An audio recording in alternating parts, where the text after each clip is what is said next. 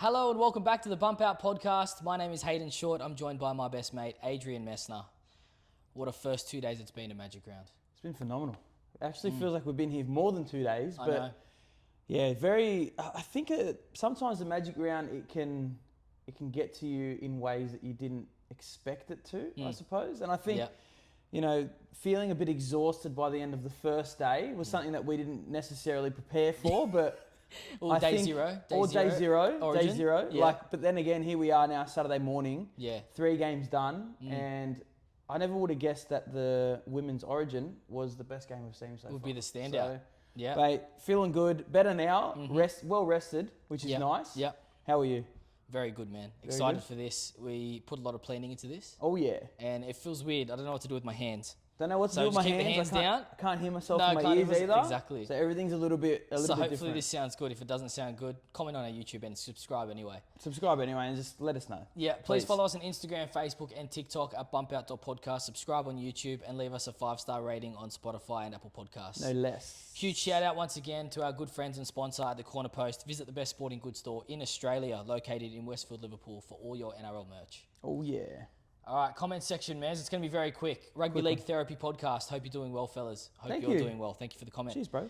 Too Hotty Entertainment. Is that your other? That's Too your other Hotty. company? Well, Scotty Too Hotty is my alter ego. So. Too Hotty Entertainment. Great potty app. Pia Kura and Goodwin. Look, I've gone from Goodwin to Madison pretty quickly after this haircut, mate. So let me know, am I wrong? Am I right? Am I maybe just tripping? I don't know. We don't have a lot of time, so we're going one more. Doggies. Oh, Doggies World 07. Makes a lot of sense. A lot of capital stuffed me up there. To answer your question, yes, an injury, not just a head high, will activate the extras on the bench. Edit, provided it's off foul play and the player is binned or on report. So in the Dearden case, had it been a foul, then yes, the Cows bring someone on for free. So if he didn't go off, he powered through it, and they lose. It both ways. So that's not good enough for me, man. He should have just stayed down. Exactly right. Should have just stayed down and went off. You don't get, once again, you They get would've punished for penalised being, you get punished for kicking on. They would have penalised it for sure. Because he was going to. Yeah, I don't like it. But thank you for the comment. There are a few Cheers. others that we will get to about the Dogs. We'll get through it maybe And I next think week. the Warriors stuff as well that we will talk about later without even realising Yeah, I that the think same so. comment. They rolled on. Game 1 of the week, day 0, Women's State of Origin Game 2 saw 23,844 people plus the Bump Out Boys witness a famous victory to the New South Wales Blues over the Queensland Maroons, 14-10, and win the series 2-0 in Queensland at Suncorp. Good start from both sides. Robinson drops the ball on first tackle, very unlike her, after the Surgis era. We'll talk about her in a sec. Then when they go straight back to Surgis off the ruck, beautiful shimmy shake and draw in Julia to Chapman, who goes into the corner for the opening points. We knew Surgis was on after this. Straight away, I think you're going to say a very similar thing. Everything good and bad did come off Jess Surgis early. And I think it's very hard done by, again, to not get player of the match. But there are a few key efforts throughout this game that we will definitely touch on that probably shaped how this game ended up. Yeah. What did you think about the first part? Look, like you said, few early errors, especially from Queensland. They looked very solid when they could hold the ball. Yeah. But then again, on the New South Wales side, I felt like they used the ball pretty well on their on Queensland's line. Yeah. And then also we repelled them on our own line. Our goal line defence was really, really solid. Like time and time again, especially on our right edge, which was essentially right in front of us as well. Yeah. We saw them repel that left edge, which we knew was dangerous. We knew it was their go-to edge. You had Upton on that left edge with Rory Owen, who eventually, she obviously was going to crack through. You knew there was signs all game. And that was the first time that we've been able to watch Rory Owen live. Yes. And The I cowboy. think she is so cowgirl, underrated. sorry. The cowgirl. I think she is so underrated. She is such a good hole runner. Yeah. Very much. It was such a good battle, especially on that side. We had Julia Robinson with Rory Owen and Jess Surgis up against And Jamie Chapman. Yeah. It was such a good battle to see between those four. But it's crazy to see how far women's football has come in the last, let's say, 3 years. This is easily my favourite game ever in the women's game. Oh, yeah. Apart from a Broncos Roosters, which is basically a similar game. It is It's very just the similar pick game. of the bunch It with is. a few others sprinkled in. Shout out to Tamika Upton as usual, threatening short side around the ruck, drawing in Kezi Apps in the wrong position. So they hit a short ball on Surgis, which drew her infield about Trapped three her or at four market, women didn't it? in, three or four women in. Yeah. And that pushed Kezi Apps out for one of her 2 missed tackles, which led to Rory Owen's try. Kezi Apps, absolutely amazing for the Tigers. Her link up with Racine later in the year. Keen to see the From holes July, that she runs. from July onwards. Shout out to Oh, my yeah. birthday. Oh, yeah. Looking really good. But I think something that needs to be pointed out, the interchange from John Strange. Yeah. Bringing on Nizza. They started with, who did they start with? Higgins. She just looks so dangerous. Nizza comes on, or Nizza Pizza, comes on, dangerous for the first few touches. The dummy and go for New South Wales second try, straight through Queensland, straight through the guts. New South Wales up 8-6 at half time. Yeah. And not confident. See, I think this thinking is... they were rolling back. Touching on that, I think that was definitely a tactical thing. It's not a dropping of sort. No way. It's more of not a dropping, but we're bringing her in for impact. And I think it immediately made them look a lot sharper and play a lot more direct. Yeah. She has a really good running game now, which is, again, she's playing off the back of these Roosters forwards, which make up majority of this New South Wales pack. Yeah. I think she's in good stead for the rest of the year too. Yeah, I wanted to give a massive shout out as well to Koenig. Both Isaiah Yeo and Tamalolo, we got Koenig and Joseph going up against each other, both locks. Incredible. Koenig, we said in the first game, we didn't like the sideways stuff. You saw in this one, Queensland were coming up on the outside of shape, and she would look right and then just go straight. Just go, yeah. And she would go, okay, I need to take it. Very Isaiah Yeo. And I think with a few more games, it's the second game. Yeah. This is the second game this year. Pass Training selection. doesn't count. Yeah. Training doesn't count for me. This is the second competitive game, and she's already nearly making the right decision straight away. Yeah. As soon as, the thing is, she'll go run, out the back, short. There's so many options for her. Yeah. And it's so Isaiah Yeo. Yeah. You learn from that. She's from game still time. learning. Like I said, like last week, we thought she was sideways. So Yeah. this week, she's just completely straightened up, direct. Yeah, it's exciting to see where she's going to end up. The momentum swing from Rory Owen, though, specifically for Queensland. That line break, just straight through. At the end of the set, Kiria Ratu, well-weighted kick. Berry drops the ball. So we were talking about Church. We wanted to see a bit more from her. Still not 100% sure. A little bit of Tedesco about her, pinballing, minus the hands, because Tedesco's got very good hands. She is very pinbally. She's very athletic, very agile. She's there purely for the Connor Tracy back when he was a lot better. Sorry, Dragons, Bulldogs fans. Yeah, thanks, bro. But she was there for the pinballing run and just momentum. Yeah. But we don't have enough ball playing at the back of shape. There's not much there. Yeah. So I keep thinking, like, should Tegan Berry go there? Then she drops the ball, which we were worried about the whole time. But the try-saving tackle from Southwell on Peters, who had an absolute shocker, not because of her, because of the great defence around her. Oh, yeah. Peters on that right side of the field, basically it felt like right in front of us. A few people standing up, blocked the view. But Queensland fans going crazy. We see Southwell drag her out. And then at the end of the game, Tegan Berry, the tackle on Peters again, in the same corner to save the game and win the series for New South Wales. I think Koenig was there too, in cover defence at the end. Oh, absolutely incredible. That's Origin, and that's a Gagai. That's a Gagai performance. It's Origin moments, bro. Origin moments win games. That's what happens. Well, Southwell got player of the match. She did. It has to come off the back of that try saver. You think so? That was purely for getting there as a 7. Yeah. Because she wasn't as involved in this one, which we didn't mind because you plug and play with But then that. again, like her kicking game was pretty good, and we were mentioning that throughout the game. So that sort of comes back to the memory there. But I think she just did her job without having to be excellent. Yep. I think this was a game that they probably knew, all right, they have a bit more strike. We just need to if we stay in good ball and we turn over the ball in good spots, we'll be able to win. And who was that winger who went off for Tegan Berry?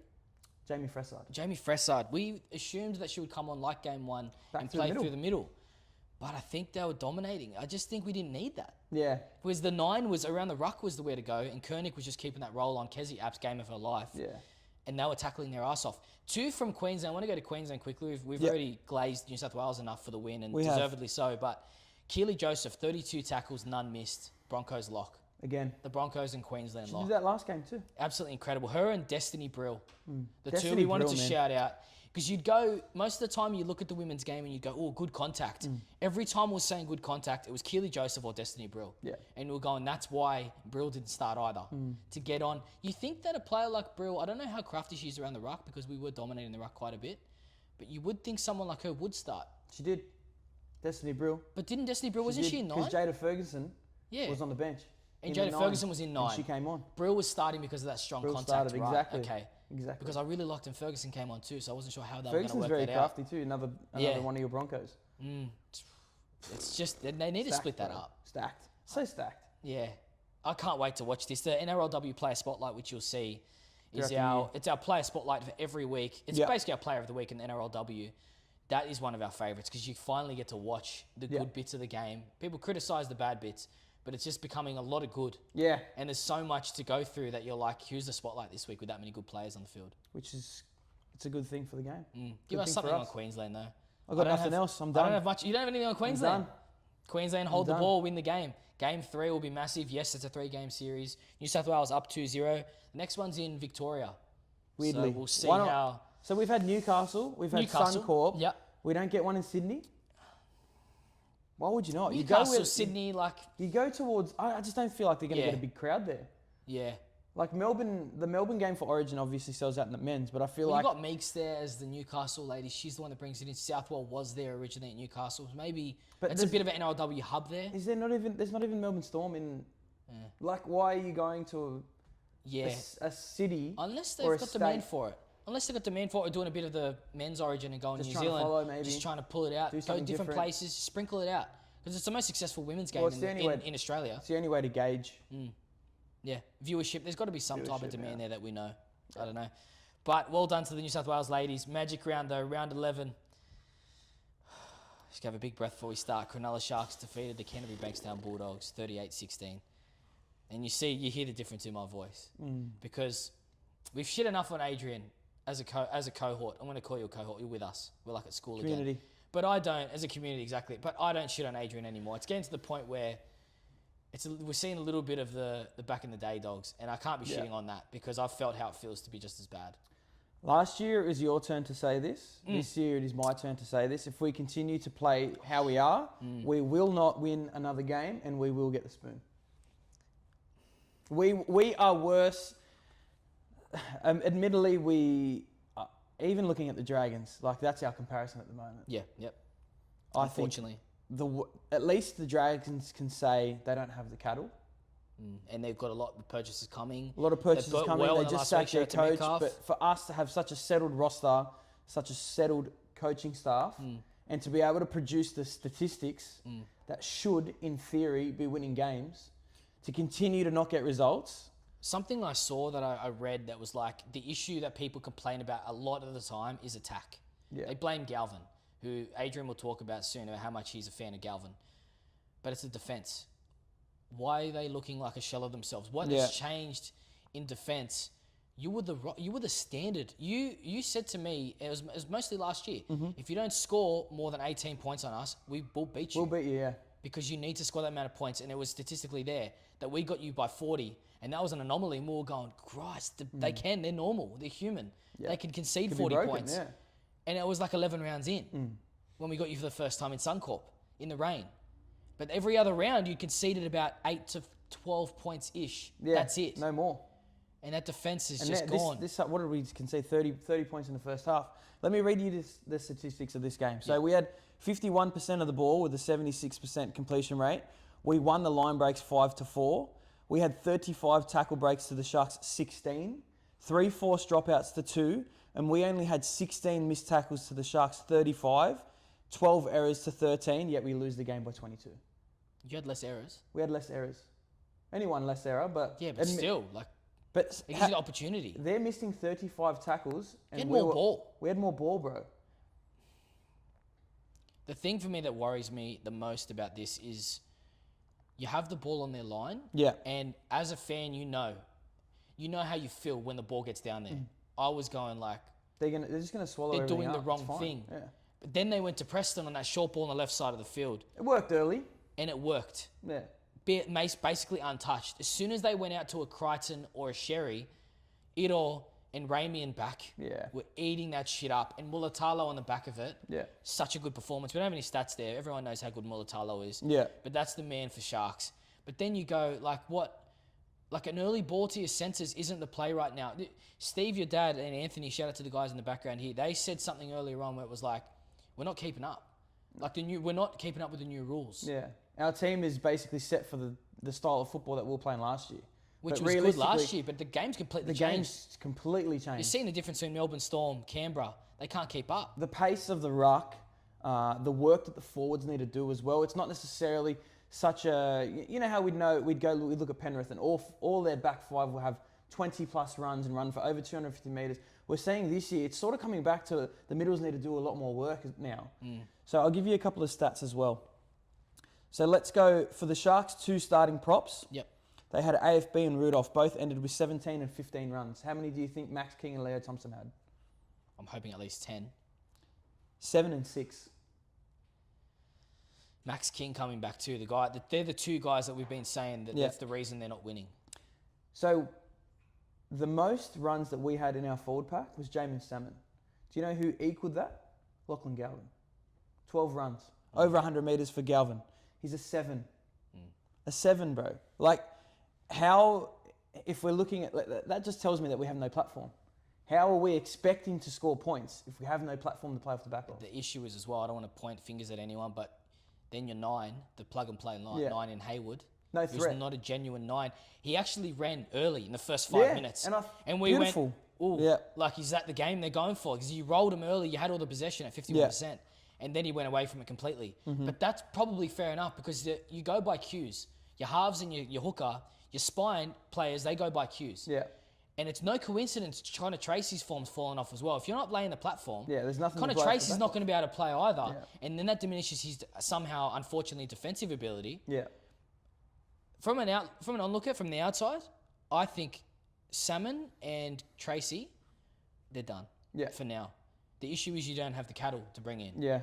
There's no one pushing the door down going, you brought Underhill in. Yeah. We've seen how good he is. You've sprinkled it in. He's great.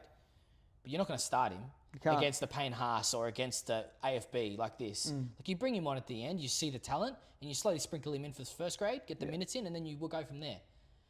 But I just wanted to bring up subtly breaking a few tackles early. First points comes from Kennedy, great leap in the air, offload to Trindle who scores.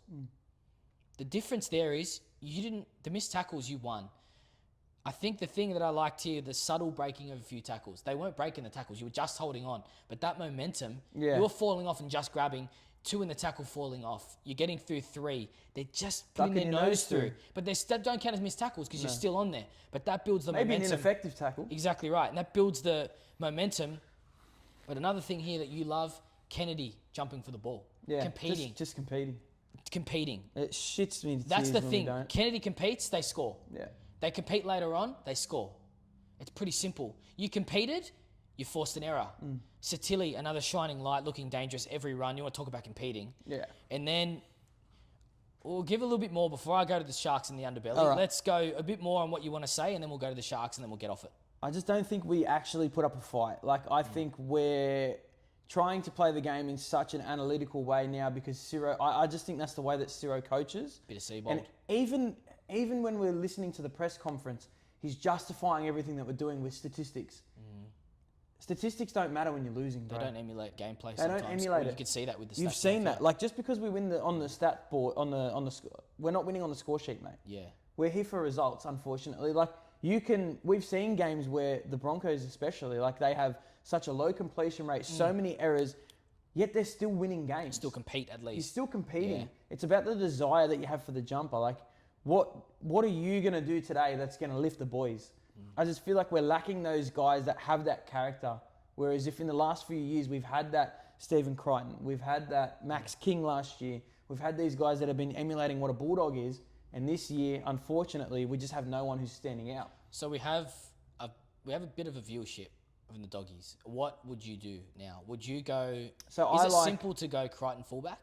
Is that a simple answer? I don't like Connor Tracy, and I think that Connor Tracy needs a bit of time to get his confidence back. Tracy's Is there any love for Tracy on the wing? No, not for me. No? I genuinely think that guy, unfortunately, his confidence is so low. He just needs to be out of the team for a bit. Play resis for a few weeks. And he'll tear it up. Yeah. Too. So I'm happy for Crichton to go to fullback. I'm happy for Karaz to come back. I'm happy for Tuala to move in. Yep. Karaz back on the wing. We have Crichton at fullback. I like Jonathan Sewer on the left wing for now. I think, obviously, moving forward, we're going to need a... Karaz will be back this week. Karaz will be back this week, supposedly. Mm-hmm. And then I think a Jamin Salmon, I would like to see maybe a Harry Hayes playing 13. He looked good when he came on too. He looked good. I think he can handle the start of the game as well. There's Logan Spinks is our New South Wales Cup captain. Yep. Regularly on the score sheet, runs a really, really good hole. I think if we need someone to just come in and do a job while kick ours out, I'm happy to bring him in. I want Preston to return back to the right edge. Yep. Spinks plays left edge. And I think that's just how we roll for the next few weeks. I think bringing in Underhill, we have AJ Jones in there. Who else didn't get on? Hit Boy. Hot Boy. Hit Boy. He's a very good player. I think he needs to get a few more minutes. I think you dropped Salmon. And yeah, he's a player who maybe we can use on the edge coming off the bench, but I think starting... The issue is Salmon's Ciro's boy we're hearing too. Yeah. He won't want to move him, but I think, mate... I think he could do well off the bench. Yeah. Because he changes it up a bit. Maybe what if you go Kurt Mann starting 13? Yeah, could do. Or Bailey Hayward then get a 9 in. Chen Kum Tong. Could happen. We discussed this weeks ago though. So like, why are we not understanding it? I don't know. If they need us in, and Adrian's here. When honestly, we're not looking at this point realistically. All right, maybe we won't win a lot of games this week. This year. Yeah. But we need signs. Yeah. We need something to be able to build off, on right? For the season. And unfortunately, in a game like last night, I'm looking at it going, what can we build on? What can we? The forwards, they need to stand up. Everyone keeps saying Lachlan Galvin is a problem. Lachlan Galvin is not the problem. If we've seen in the Penrith game when our forwards have a great foundation, this team can be great. Like, we can be great. We have the ingredients in-house. We just need to be able to mix it all together. So I want to go to the Sharks here. Do you know how I know the Sharks don't have the killer instinct? And they're a pure shark? I know the exact moment that you're going I've got second half the second half specifically for me is the example. Okay. They're not trying anything. They're up by 30 or so. Then they concede from a spread to the Dogs. Yeah. They're too worried about conceding so they can play conservative footy, and they concede anyway. Yeah. The issue is they're trying to do the shallow kick. They're doing a bit of Dolphins from the next game. Yeah. They go a shallow kick, and then they keep you there. Yeah.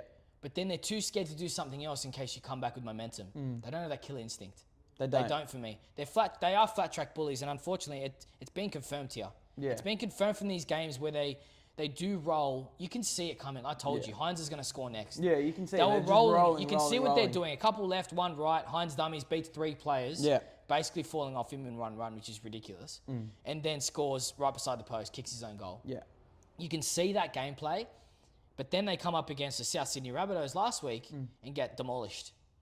So what? We didn't show anything physically early. That's exactly how you need to come out against the Sharks. Yeah. As soon as the Sharks smelt blood in the water. Yep.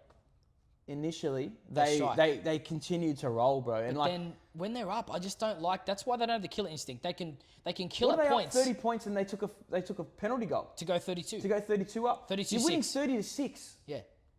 Keep going, press. You have us. We are flat on the ground, mate. Yeah. You just need to put us to the sword. I'm surprised it's not the way they. I'm surprised they went the 2 there, considering they've got the Mulatalo there for the energy. Yeah. Maybe he's still biding his time, going, it's all right. I'll come. I'll convince them to go. Like, well.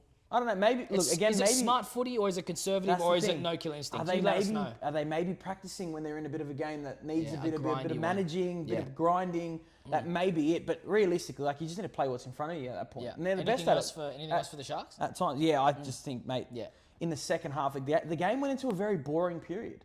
I'm going to say the same in the next game as well, unfortunately. But their second half dropped off dramatically. They were leading 30-6. They lost the second half 10-6. Like, this is, we're talking 80-minute performances, bro. We're talking, these guys are premiership contenders. Right now, you have to put your balls on the line. You have to say they're pretenders or they're contenders. What are they? Are we saying for a premiership? Tell me, for a premiership. Pretenders. If we're going top 4, top 8. I had them at the start of the year, my first. For me, right now at this point, pretenders. Unfortunately. Moving on. Second game of the week, Dolphins defeated the South Sydney Rabbitohs 32-10. That smell, what did you smell? You smelled the wind in the water. Did you smell the dead rabbit? Shout out to Maltese. Yes. Rabbit stew. Shout out to Maltese. Shout out to Nunna. And Nunnals. Shout out to Nunnas and Nunnals out there. Pastizzis and raviols. Love that. Really hungry. Smelled dead rabbit in the water because... I knew it. You said the dolphins in there and you saw a rabbit floating. Yeah. I don't know how you saw it, but it could have been a mix of the Latrell injury as well. A bit, but I just think the way that they played last week, I was like, man, they were up the whole game. They were so consistent, and I'm like, that takes a lot out of a footy team. Yeah. As well, now we're coming into like the bye period, state of origin. A few teams like now, they might have played 10 or 11 games. The fatigue is really there, and I think when you get a team who are going to be able to take advantage of that, you're looking at a Dolphins who can score a lot of points. Yep. And admittedly, they're sort of coming into form. I think defensively they're looking a little bit better, but I just I just saw it coming. I don't know. Both teams were quality to start the game, and then didn't that change real quick? Oh, yeah. Drop balls, the sprinkle brought errors though. So a bit of rain, the Brisbane weather right now, we're basically in the Gold Coast or in Townsville. Yeah. Because it's tropical. Oh, Byron Bay. Shout out to Byron Bay. Shout out to Byron. It doesn't stay hot for 5 seconds. No. It's just hot and rains and thunderstorms. With those errors, ended up 15 errors for the Rabbits and 13 for the Finns. Not great. That's the thing though. They can, Not great. They can 13 for the Finns, 32 points. Yeah. They can still score the points. It doesn't matter. It does, yeah. This is the thing that we've talked about in past years, and Yeah. Dolphins have just continued it on. Yeah. You can see why Humphrey signed with the Bears for next season, if you don't know that he has. Ashton Ward looking confident, barking orders in losing team. Mate, he has come Shining leaps light. and bounds. Shining light. And sure. I just, originally I couldn't see it. I'm thinking smaller body, Yeah. don't know if he's got the voice. Barking everyone around the field, the communication between him, Latrell and Murray. Even Cody. You know a lot of it's coming to Cody, but it's the platform you set prior to that. Cody's To still then go that, to Cody. Yeah, he's like still Cody's that second still the receiver. but Cody's still the 7. Yeah. But you've got Ashton there going, boys, this is what I need. We Yeah. need to get there for Cody, and I love that. That's what I loved. You still only scored 10 points. Yeah. But when you're dropping the ball every 3 seconds, what are you going to do? And you know what the weird thing is? As the game started, I literally looked at them like, this is what it looks like to have two teams that are confident with the ball. They both look very likely with... It was so different to It that was very Doggies open, Sharks bro. game. And I'm like, man, what a difference to see from that game to this game. It's only been 10 minutes, and now I'm looking at the same field going, wow, Yeah. there's going to be points in this game. But then again, like the errors, especially for the Rabbitohs, they were so crucial. So crucial. Like scoreboard pressure, I think it made them look a little bit frantic as well towards the end of that first half. And you're just looking, going, Dolphins are just licking their lips at this point, aren't they? They're exactly right. Well, then it comes to the well-managed game from Katoa. Like, Yeah. they're 20-0 up at halftime. The Rabbits, they're compounding errors, coming out of their own end. The 10 minutes after halftime, I think was one of the worst I've seen ever. Yeah. Even like in some of the worst games we've seen from St. George. Shout out to Dragons fans. This was the worst. Yeah. It was coming out of your own end, 20-metre line drop, 30-metre line drop. What were you calling it? You were calling it something to do with sleep, like a sleep fest or... Yeah, I think it was This is the most sleepy sort of football I've ever... Yeah, it was made us boring. wanna get, It was boring stuff. so it was bad. crap. So the reason it was a boring second half that Adrian was going to bring up, the Dolphins, they're happy to get the shallow kick away in the second half and then back the strong defence to keep them in their half. Yeah. The error came on the back of that. So they were just so smart. In recent weeks, we see... I'd love to know if it's a half-time thing or if it's a Katoa thing where he goes, this is what we're going to do, this is where we're going to get, and we're just going to pressure the shit out of him. Yeah. Because they did it in recent weeks to Bostock where they went, that's working, we're just going to kick there 5 going times there. in a row. Yeah. And this week they did the same thing. That left side of the field kick, Katoa straight up, they land on the 5-metre mark, you slam him, or you keep the pressure down there to make an error. It must be them looking at that going, look, we've got a 50-50 chance that Bostock's going to get up and get this ball and we're going to have an opportunity to score. Yep. Worst case, he's going to get up, pressure them. Our kick chase is going to be right behind him and we're going to be able to trap him. We're going to be able to umbrella defense in the corner. Yep, exactly. And just completely... Like an umbrella. If you don't know what an umbrella is, like literally physical field umbrella. position, bro. It's just field position. That's why Isaiah Katoa's... He's a very good, like, half-half. You know what I mean? He's a very good 7. It's a mature head. It's a very mature head. Not many people have said that, but we were the first to say I haven't that. heard that before. I haven't heard that. So Marshall King's service, I like to bring up some things that Adrian says mid-game so I can just chuck it in. Yeah. The service that gets Herbie the try. Yeah.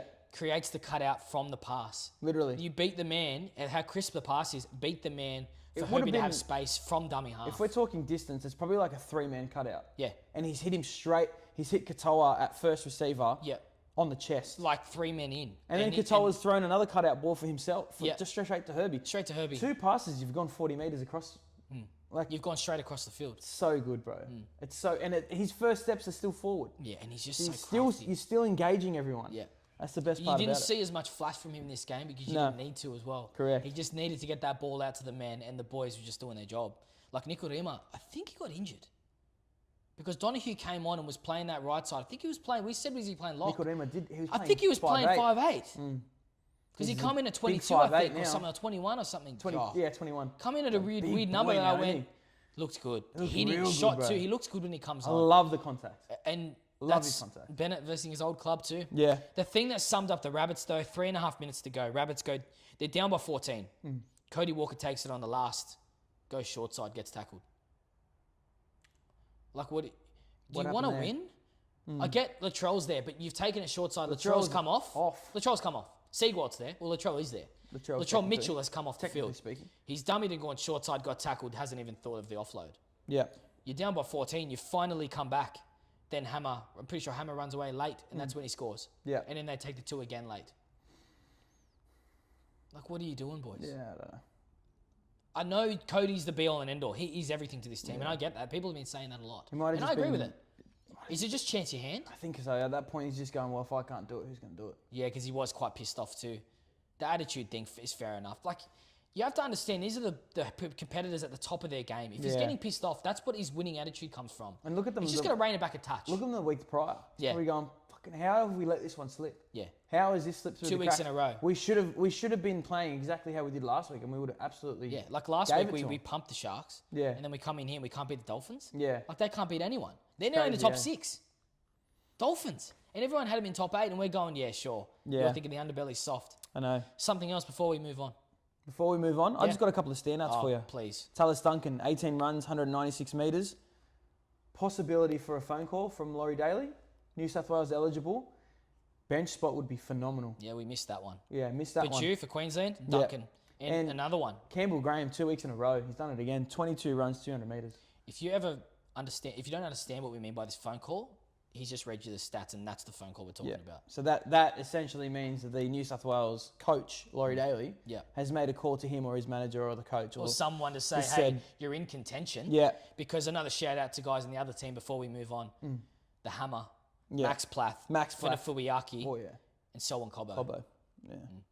And to think that the best player for them was an Englishman. Herbie Farnworth, 1 try, 1 try assist, 16 runs, 171 metres, 5 offloads, 11 tackle breaks. Well, also, you look at that, and that's probably first half. Because second half, we probably had 2 tackle breaks. Yep. Well done. Crazy. Day 2 is done. We're here. Manly Seagulls defeated the West Tigers 46-18. But how was day 2 first? How are you feeling after a long day? Because I'm a little bit tired. It's been a long day. Yeah. We didn't have probably as much sleep as we needed. I do think it was enough to get through the day. But again, this is magic round. This is where resilience is built. Yep. So I think now today we have a few challenges ahead. We're going to try and do a potty this morning. We're going to maybe try and sneak one in tonight so then we can put them all together for tomorrow. But we'll see how we go. But mate, apart from that, I'm actually pretty pumped. I'm hoping, the quality of football is a bit higher today. Yep. We haven't really seen too many great games. Maybe the Roosters Cowboys was the best game we've seen so far, but Maybe.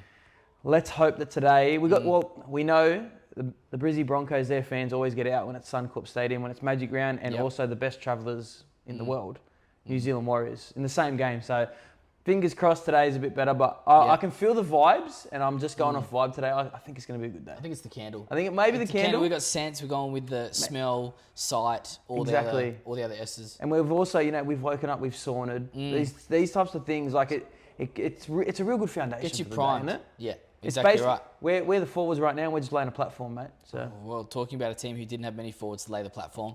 Tigers looked soft early, understandably so. They lost Alex Twal, which just adds to their injury list. Yeah. That was never going to help them. But the main thing, I think, you give Manly half a chance, they'll take it. Yeah. It feels like the Manly players finally feel like they know they're good. yeah, they've realised They're playing with that swagger. They are playing with that swagger. They know their strengths. Early balls to the centres, but at the same time, they used it, excelled, and then barely went back to it. It was a lot of smart play from Fogarty, who they welcomed back.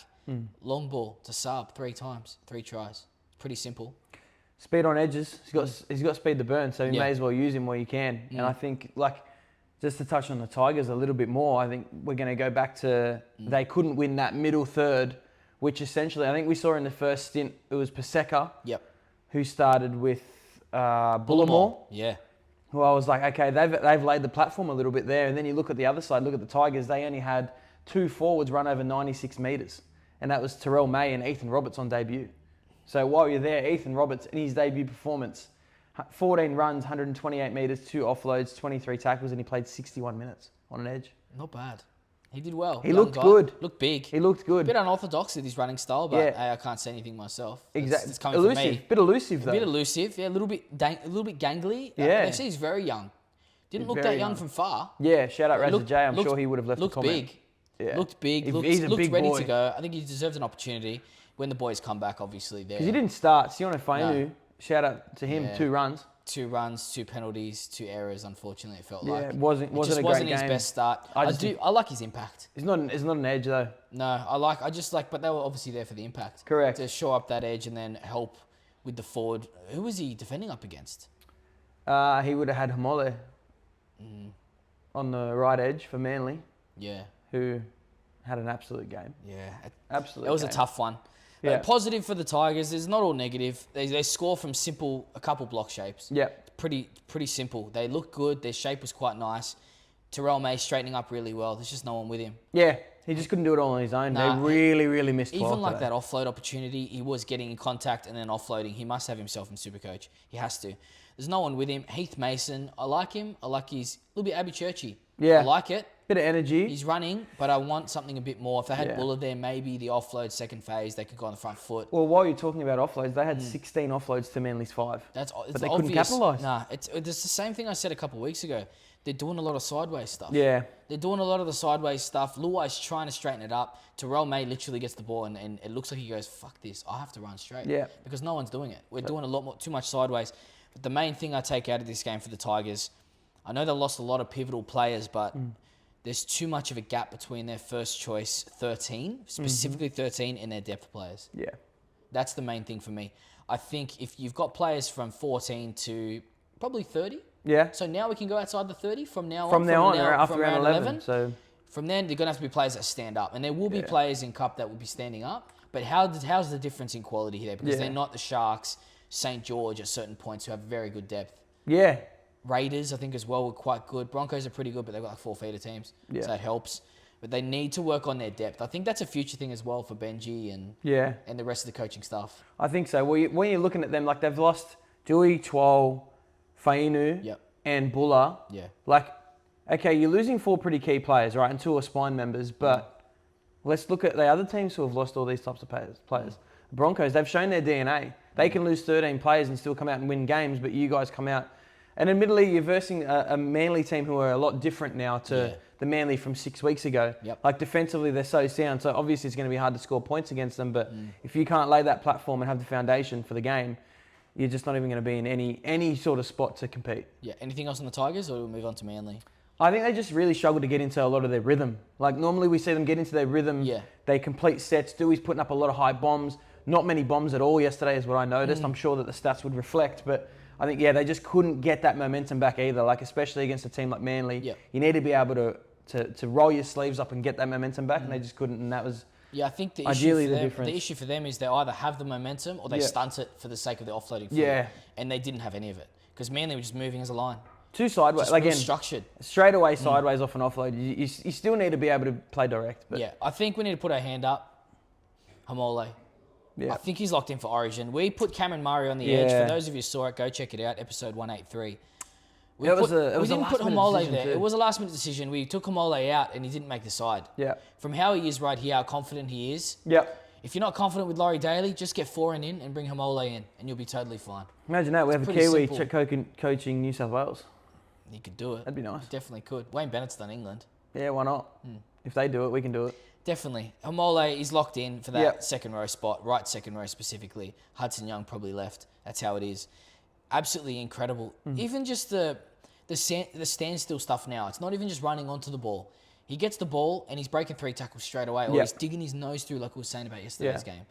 But the thing is as well, like, playing the Tigers, you're not playing Queensland. You're not going to be able to just bump off who would be left second row for Finny Fuiaki or Lukey or a Cotter Capewell or a Capewell. Probably more Cotter. Do you know what I mean? Like, you're not going to be able to do that in that game. So I hope we see Ola's game go past the damaging ball runner. Like, do you know what I mean? I feel like I want to see him excel. I want to see him be the whole runner, be able to be defensively sound on that right edge. Well, we did see a little bit of the ball playing too. A little bit of the ball playing. Once or twice we saw a block shape on the short side, which may have led to a try. Especially if they go like, we saw Clayton Faialoa at the back of their shape off Ola and then throwing a nice long ball a couple of times. If you can get Teddy at the back swinging.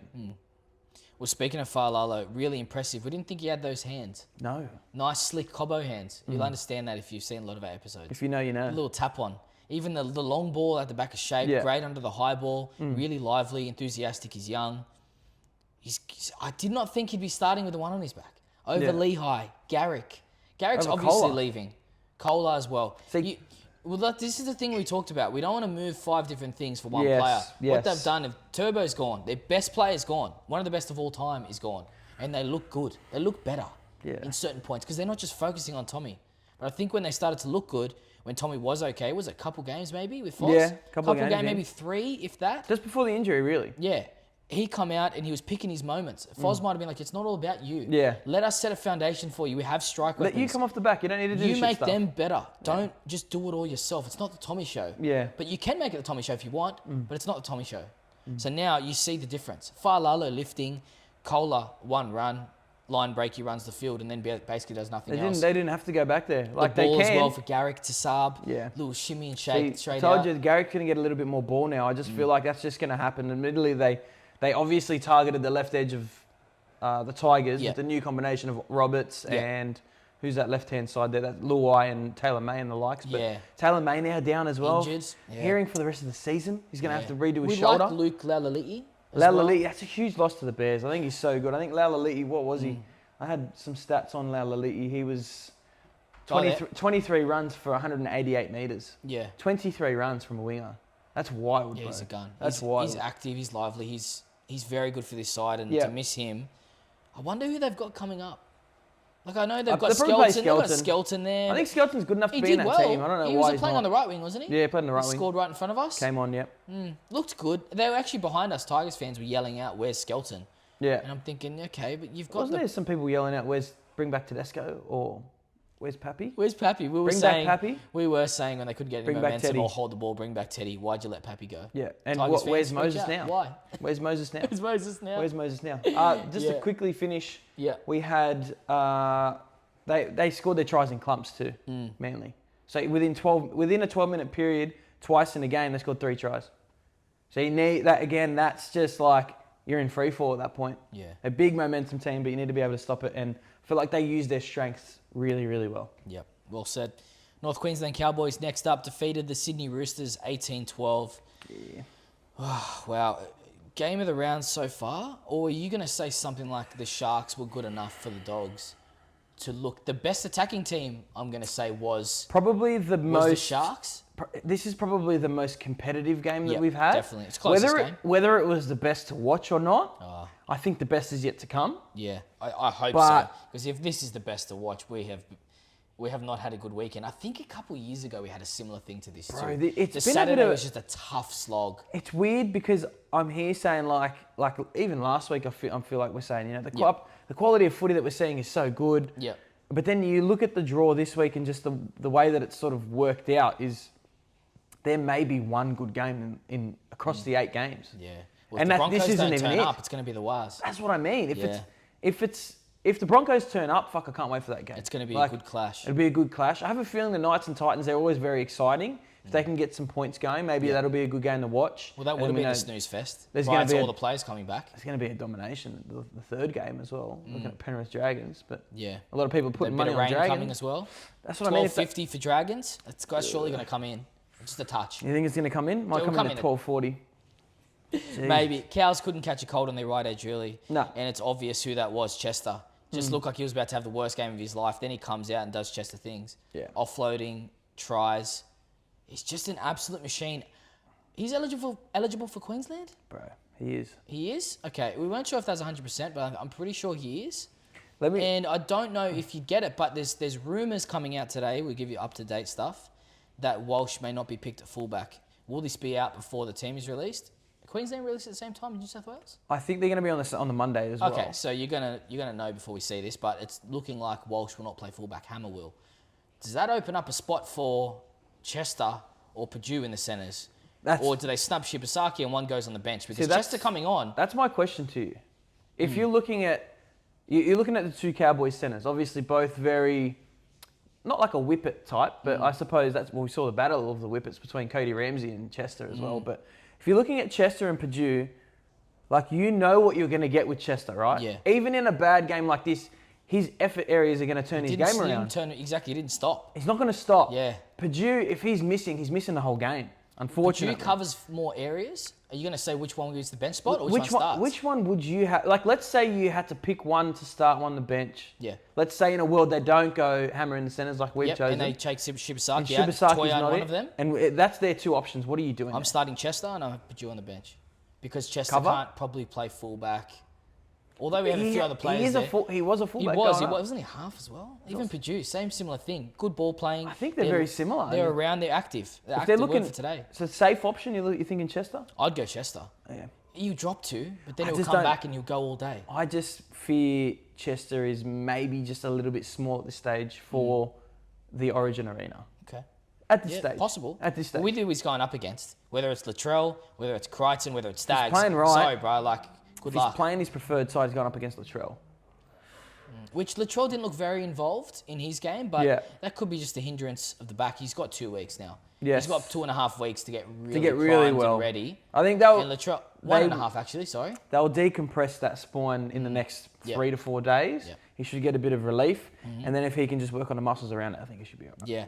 Cows didn't concede a point with a player down, then score as soon as he comes back. That helped them quite a lot. They win by that try. Yeah. It just looked like North Queensland have a clear game plan. Real active, lively around the ball, like that. All ready for anything. The reshuffle to the left wing to Tupou and Ponga. Yeah. Obviously, and who else did we have there at one stage? Savala was on the wing with Egan Butcher at Savala's on centre. the wing, and that's how it ended up. But then Ponga has to come back when Savala goes off. Yeah, bit odd. It's just crazy. They're playing straight at it. They've scored twice in the first half. Yeah. They're going towards the end of the game. They only scored 3 tries, but they still, you pinpoint it, it's smart halves play. It could be the push for Clifford as well. Who do you think that comes down to? It's probably Clifford saying, that's our spot, guys. And then Drinky, he loves that right side. He loves the left as well, but that's his right side, his boy. Yeah. Their right side defence is average, but their right side attack scores a lot of points. It does. And they actually did pretty well in defence, conceding 12. You would never think that. But why did they concede 12? Slow fight back from the Roosters. The referees try and even up the game. But the Roosters don't deserve to be in this game with a 70% completion rate, 18 errors for the Roosters to 5, 47 missed tackles from the Cows as well. So they had every opportunity, but every time they got the ball, they dropped it. The unforced errors come back again from the backs.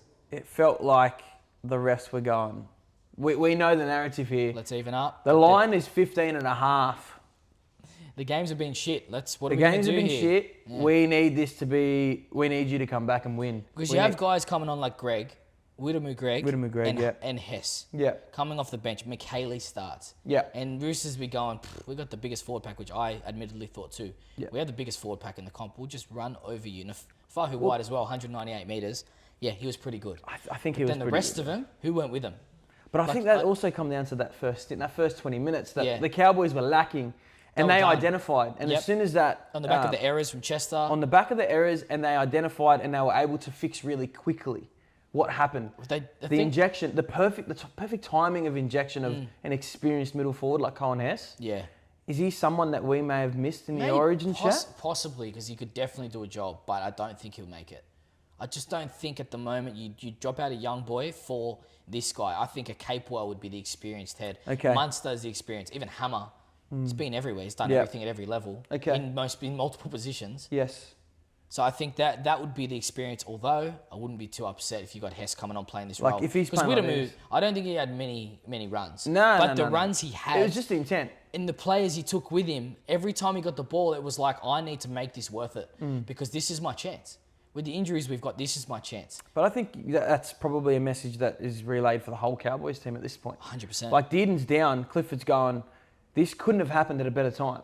If I play well tonight, I'm going to come out and I'm going to kick my ass off. I've kicked 841 kicking metres.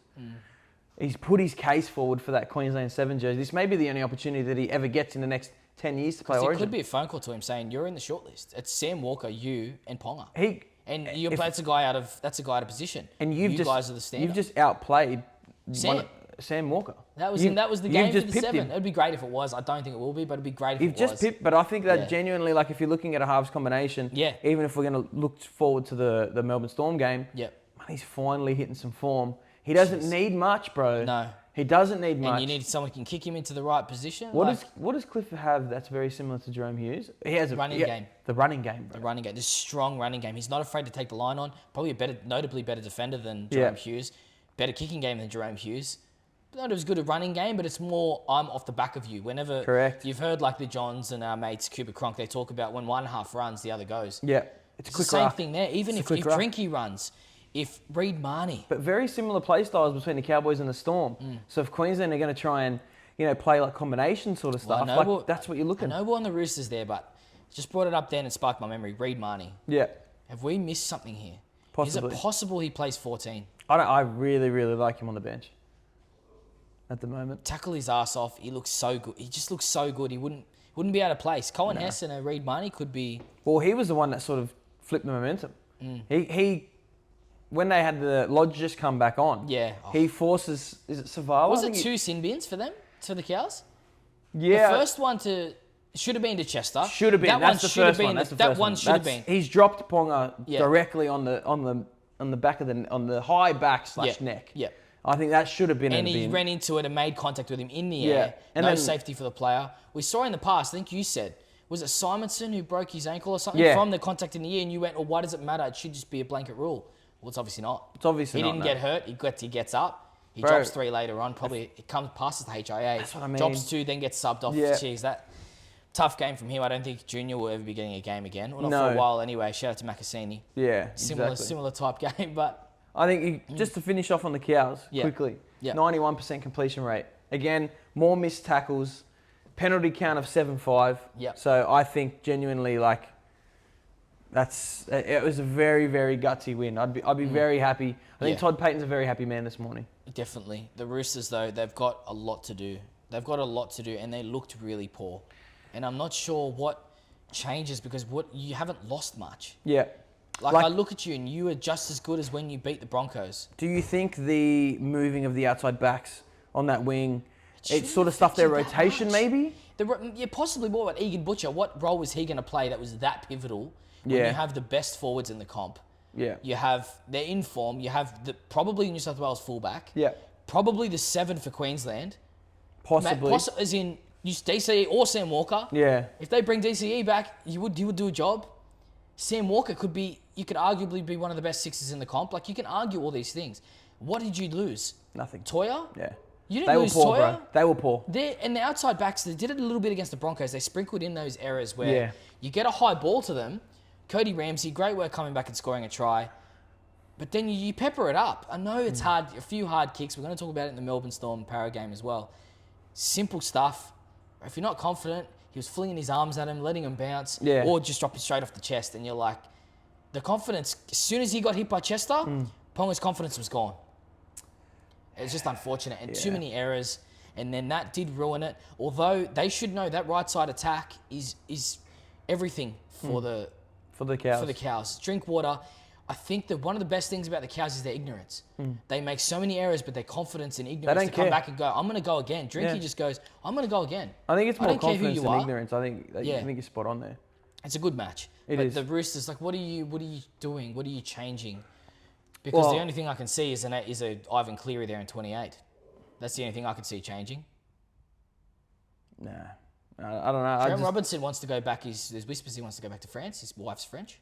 He speaks French fluently. Okay. Well, is there a possibility because what are you changing? If you can't beat the Cowboys, who are giving you this many opportunities, but you've made that many errors. I don't know. Honestly, you're down by 6 still. Understandably, you lost by 6 and you made a million errors. I think that's a great question to put out to the Roosters fans. Like, what is so different in this game? Admittedly, apart from bench rotation. Yep. And admittedly, like Tupou's huge. Tupou's safe. Tupou's a huge could loss. Have been the left winger for New South Wales. But looking at the team who lost their main halfback, their heart and soul, you should come out and be able to beat them. Yeah. You should. And you haven't. So where to from here? Is this just a blip on the radar? Yeah. You have won 6 in a row prior to this. You're going to have a down game? Yeah, okay. Yeah, probably. And is it that magic round where you want your big place to stand up? Possibly James Tedesco has the phone call from Laurie as well saying he's got the spot.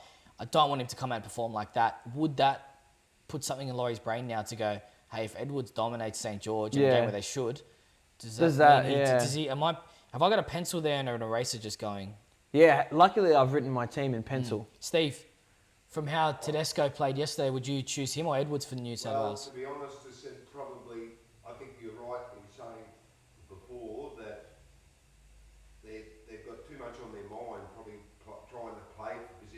Yeah. what the issue is. Yeah. I think sometimes you can overplay that part of it. You can let the player do his own thing. So don't send the message out. Yeah. So Steve was saying, if you can't hear that the players have too much on their mind, possibly from Robinson, possibly from the phone call. So maybe Just the do phone your call's a job. bad thing. Maybe for them, because everyone else during the week, at the weekend at the moment, for the 5 games, Yeah. they looked great. But like it looked like even Cobbo. But if you can't handle a Yep. phone call Yep. with the pressure, How are you going to handle the how are pressure you on going the to day? handle the arena? Yeah. That's a very good point. Simple one, Steve. Very good point. Simple one, Steve. Are you going, if you're choosing right now from the performance you've seen from Teddy, are you going Teddy or Edwards?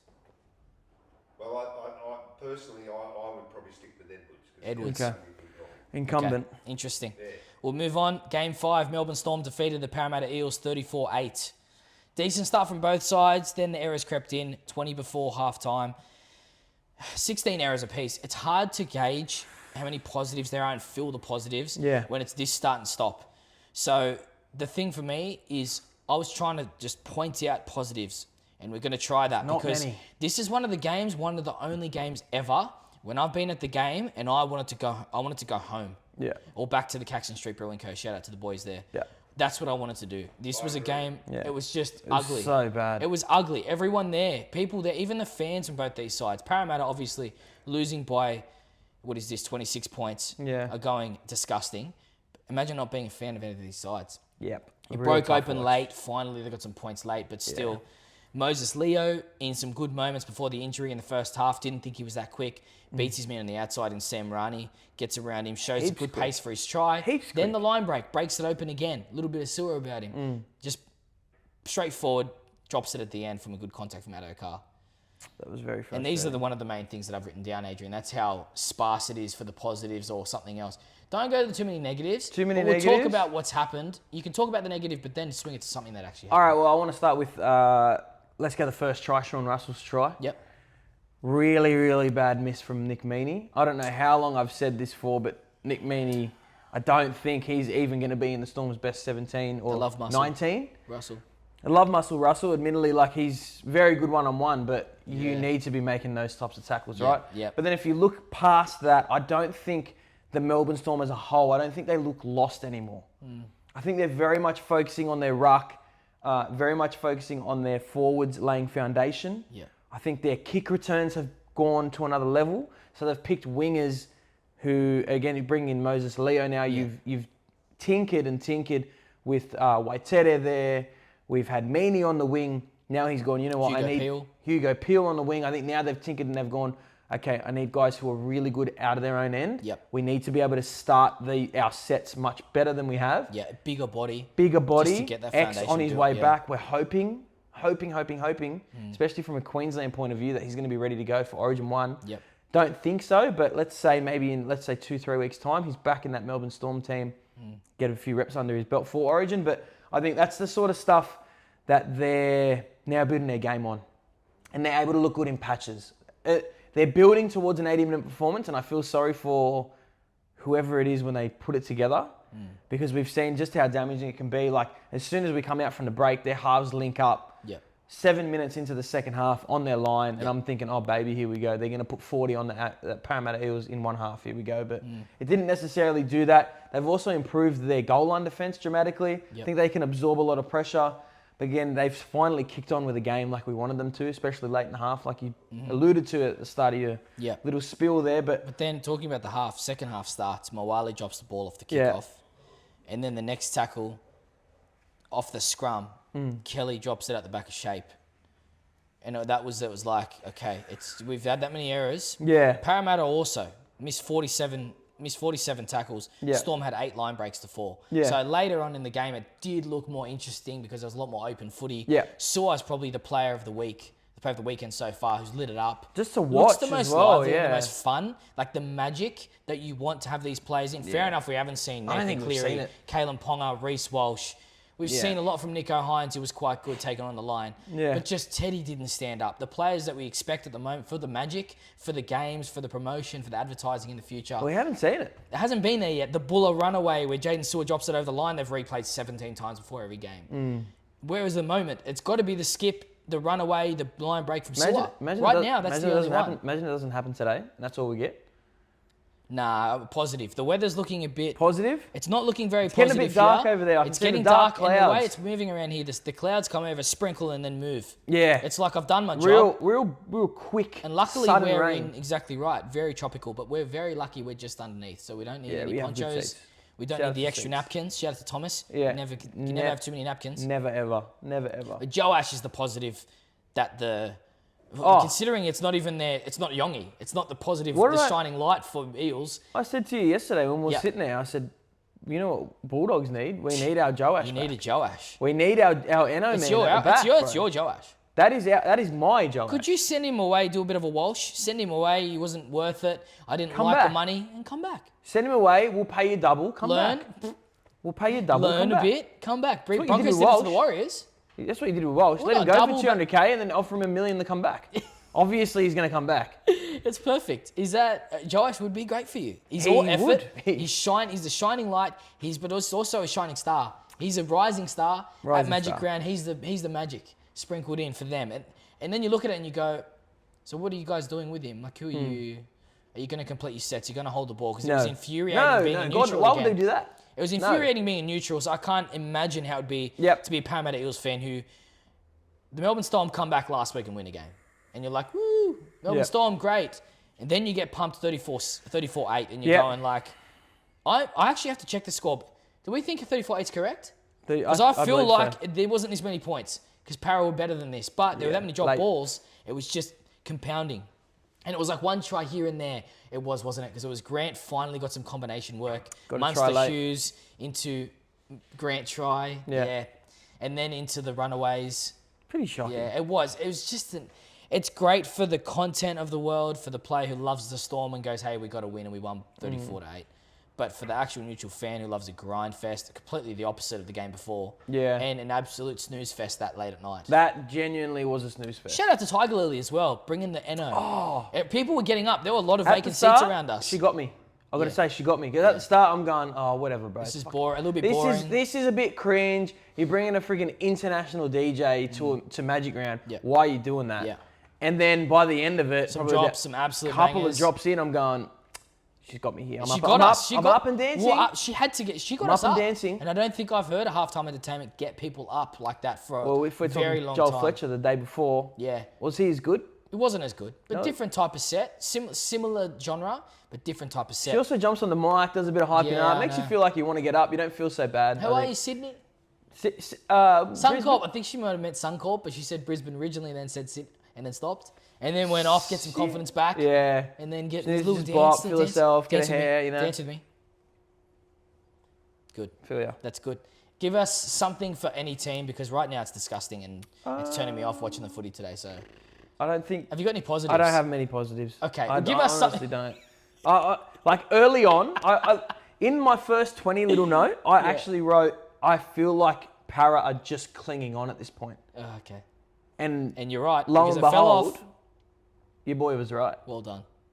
There's a first for everything. We don't want to be too pessimistic. There's a first for everything.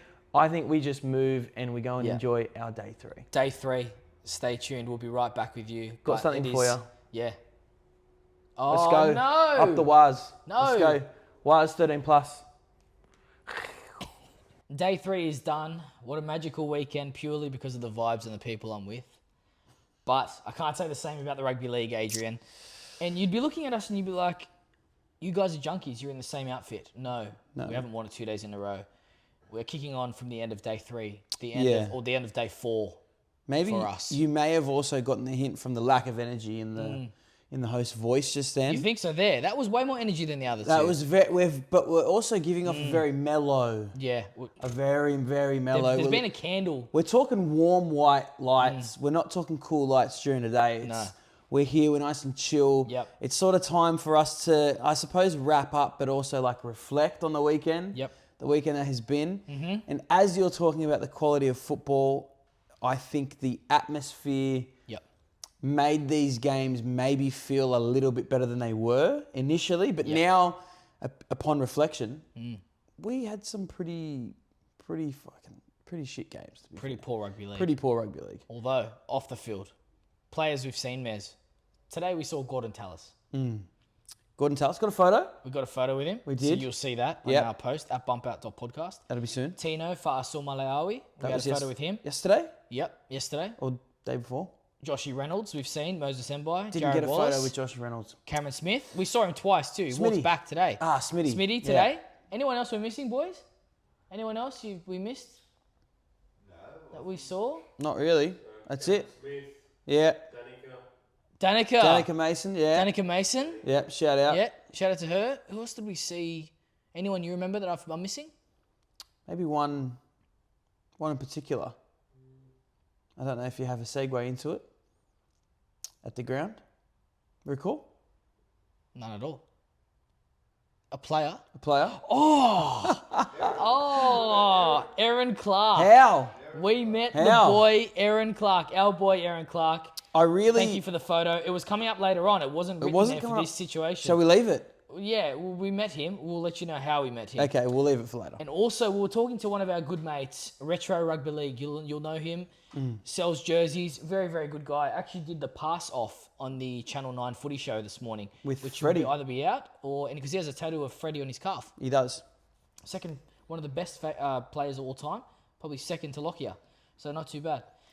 But shout out, we were talking to him about getting recognised, and he was like, I'm not anyone big, but it's exhausting being recognised over and over. I can't imagine how it'd be to be actually famous. And we were like, yeah, we're not there yet, but we appreciate everyone who watches and interacts with us. And listens or comments on Instagram or whatever it Exactly. is. And that feels like for us that we're seen as much as we can be. And then it was like, we were like, oh, imagine how that's going to be one day. We're walking down the final walk down. The final. The final walk Yeah, down that was Caxton it. Street. It's it. The It's- last day. Day 3, we're done. Day three. I call day 0 the origin, so it's day 3 Okay, today, isn't it's it? day 3. It's day 3. Day 0, yeah. Then we're walking down, and we walk past the Macca's section of the Caxton walk down to the field, and some guy enthusiastically runs up to us and says, Hayden, Adrian, from the Bump Out podcast, I watch you. And we were like, as we just talked about it, we were thinking, did someone pay this guy behind the scenes? And if you did, shout out to you. It did feel very paid and Yeah, forced. but I don't know whether also that's... was extremely genuine. That's why it felt forced. It's also something new for us as well. So it I- might be like an interaction where Yeah. we feel like it's forced, but bro, I'm that's... glad that when push comes to shove, when Yeah. you're chucked in the deep end, when you're selected for Origin in these big moments, the first thing I thought about doing, I don't know how you felt, was, hey, mate, what's your name? Yeah. So I like that. Then how I reacted when you get punched in the face, Yeah. how I reacted was to go back, give Okay, back that's straight good. away. That's nice. So I felt I felt like I was being put on. Whether it was Steve or Anthony, shout out to family of Messners over there. Whether someone paid him to come up to us, or if you just genuinely came Well up to done, us. yeah. Hey, hello, and we recognise you, and If you are the first ever for If Bump you Out watch to- this, message us Yeah, because please. maybe someone's forgotten your name. Yeah. Well, Possibly. I honestly forgot your name because I was so dumbfounded that also someone me. actually cared about us. It's also me. And watched us and said, hey. I listen and Yeah. shake your hand and look in you in the eyes, Yeah. and I don't hear a word you say. Isn't it So crazy? I do it all the I know, time. because we couldn't Ask believe it. him. I don't recall conversations, and I've been talking to him for years. He's very good at clocking off Yeah. certain things that I say. Yeah. So I appreciate you coming up to us. And it's Thank a you. crazy feeling after such a huge weekend of going up to people that we love and seeing them. It's like, hey, how you going, Smitty? It's like, hey, that's it. And then someone came up. It was really nice. It is funny because also as the weekend has wound down, we sort of start. You're already thinking about like next year, and you're like, okay, like we're constantly reflecting on how we're going as a podcast and reviewing. We're saying, where do we want to be at next year? Like, What do you want to do? I said to you as a half joke today that I sort of want to put into the universe of enjoy being semi-famous right now. yeah. Because hopefully Yeah. this time next year. And famous doesn't need to this be is happening. massive and forget No, about no, everyone. no, It's no. It's literally just- just getting seen like that and having a conversation. I think I just want the conversation. You hit the nail on the head today Yeah. where you're like, when something happens, you want someone to think, I want to know what their opinion is on it. The same thing I did. We It's saw the same thing. Jarrell Yo, that's another one we're missing. Jarrell Yo, and that's the one that's I the one. missed. Denon Kemp, we didn't say hello to him for the first time in Missed 3 him years. for the first time in 3 years, yeah. But we thought, no, one day we'll speak to him. Yeah, He'll it'll wanna happen. know. It'll happen. But We didn't when- really go looking for a lot this So year. a few more Origin things that have come out today. Howarth winning the centre spot. You're gonna all Should this is gonna happen. we- We're not sure. Should we ruin our possible... If the teams are as we're I know. hearing, I know. we may need an emergency We may pod need an tomorrow. emergency podcast, a reaction podcast to So the maybe teams. we just So stick. we were just thinking. Or the first thing I thought, the reason Adrian brought it up was I said, imagine what Denon's thinking about that. That's Yeah. what I valued at the time. Not what Adrian thinks, because Crazy. Well, You're going to get that opinion anyway, whether you want it or not. So. Yeah. All right, let's get to the 6th game of the week. Newcastle Knights defeated the Gold Coast Titans, donned in their Gold Coast Chargers jersey. One of the nicest of the year. Could be number 1. Could be. It's top 3 for me. Shit, I think it's going to get there. It's close. I think it's going to get there. 36-12. Titans rolling the ruck early, and no shock at all. Pascoe cashes in. First try of the game. 68 minutes. 1 line break, 1 try assist, 1 line break assist. 38 tackles. Only 2 missed, 2 errors. But a lot of minutes working his way into the game.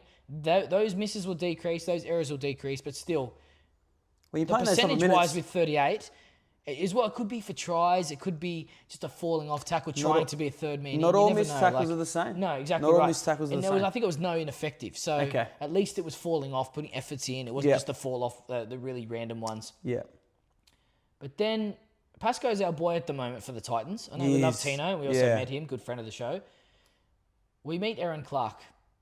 You're thinking, this is Newcastle and Gold Coast, you dickheads. Yeah. How did you meet Erin Clark? Your favourite, your boy. So, we're watching the game in row 20 or so. 24.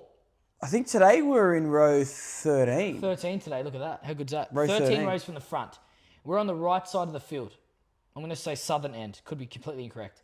We look to the right. Adrian says, New Zealand are there. And I think, yeah, what of it? I saw some very, very slick hair down there. Yeah. So Shout then out to obviously, Khan Pereira. Khan Pereira was the first one. Yep. And then I saw Pompey and Vaimanga. Leotawa. Yep. And I was like, how big are they, bro? And I was like, holy shit, Erin Clark might be Erin there. Clark. We talked last week about specifically meeting Erin Clark. Literally. We go down there, no Erin Clark. We're there for 5 minutes, no Erin Clark. The Yeah. team disappears. But who are the few players that come back? 3 or 4 players. One of them, Erin Clark. We run out again, out of the seats during this game. And for the first time ever, I've been so preoccupied with looking at a man rather than watching the game. Didn't even worry about what was happening. I didn't know what was going on. We were just worried about getting that photo with him. He looked up, signed a few things with some of the girls and boys down there, the young ones. And then the other young ones, like us, I dropped my phone down to Aaron. He looks at us. I don't think he knew who we were at the start. And then towards the he end, clicked on. because he saw a Broncos fan and thought, dickhead.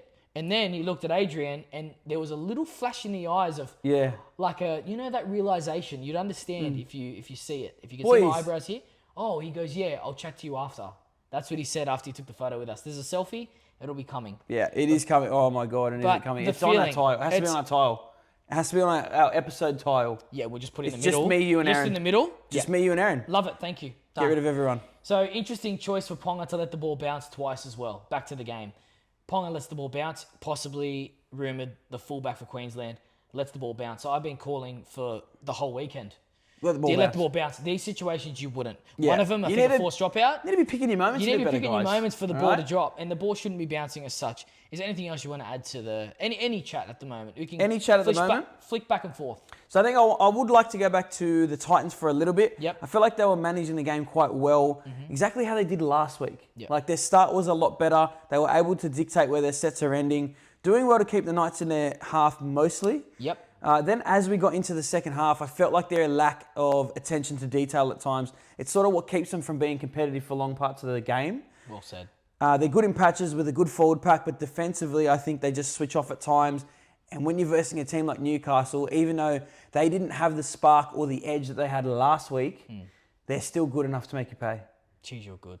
That was brilliant. How do you like that? Titans, clear game plan, trying to use their size to barge over. Yeah. Getting close a few times. But then Newcastle's line defence is not bad. They have some of the best line defence at certain points. I know they're going up against the Titans as well, but staying on the Titans, Cooper Bye playing the role of Tino while Tino was off. We liked the link up originally, but it looked like Cooper Bye was filling that space. Yeah. As soon as Tino went off, JC will be dreading watching the footage back where he took the hook as dummy.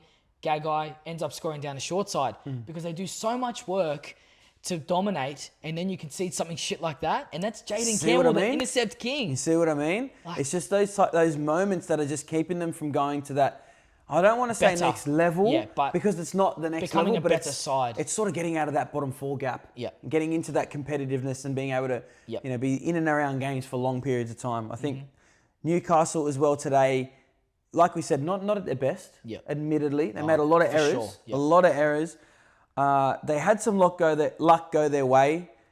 they got an intercept into a drop bomb, and all of a sudden it's 18-6. Yeah, and you're getting a bit Scoreboard worried. pressure starts coming in for the Titans. And then they definitely lacked that edge that we saw last week. They were nowhere near, but I think, again, enough class on the field. Always in the game. Very opportunistic today. Yep. They put it on when they needed to, they didn't have that relentlessness. Okay. Which is what I don't You think like. it's because of the Titans, the opponent? They pulled themselves back? I think so, but it also was a bit like they had to warm into the game a little bit today. Yeah. It was the like whole weekend was like that. it was. So it was an ugly weekend. It was, and then once they were sort of accustomed to maybe how the field felt underfoot, how the ball was bouncing, how it was rolling, just how their attack was going, I think they definitely did continue to go right in that second half. They did continue to attack the Titans' left edge, which is a bit susceptible at the moment. And then a few guys that just sort of stood out today had a better game than probably Fletcher Sharp with the best game we've seen this year.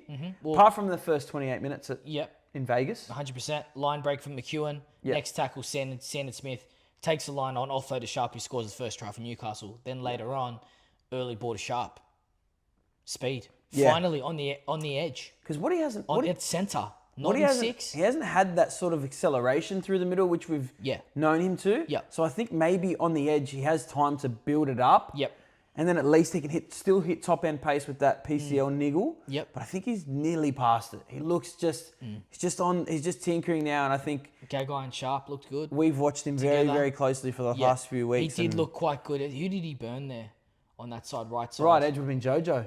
Jojo at one stage. Bro, you're beating Jojo. Beating Jojo there for speed. Because he got him as well, because you're looking in, Jojo looking in and then turning to chase. Yeah. You can get people on the front foot if they're not fast. Correct. If it's a centre. It's just, Even Brady Best. Yeah.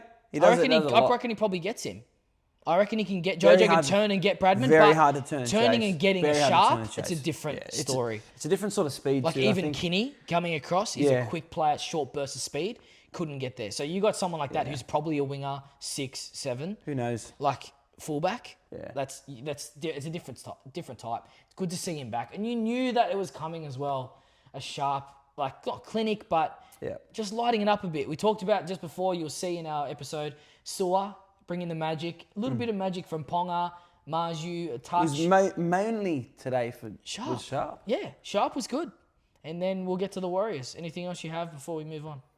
I don't think so. It's just I think one thing that I picked up is the role of Sandon playing 5'8" rather than Fletcher Sharp. Fletcher Sharp did a lot of digging into the line and giving out the back.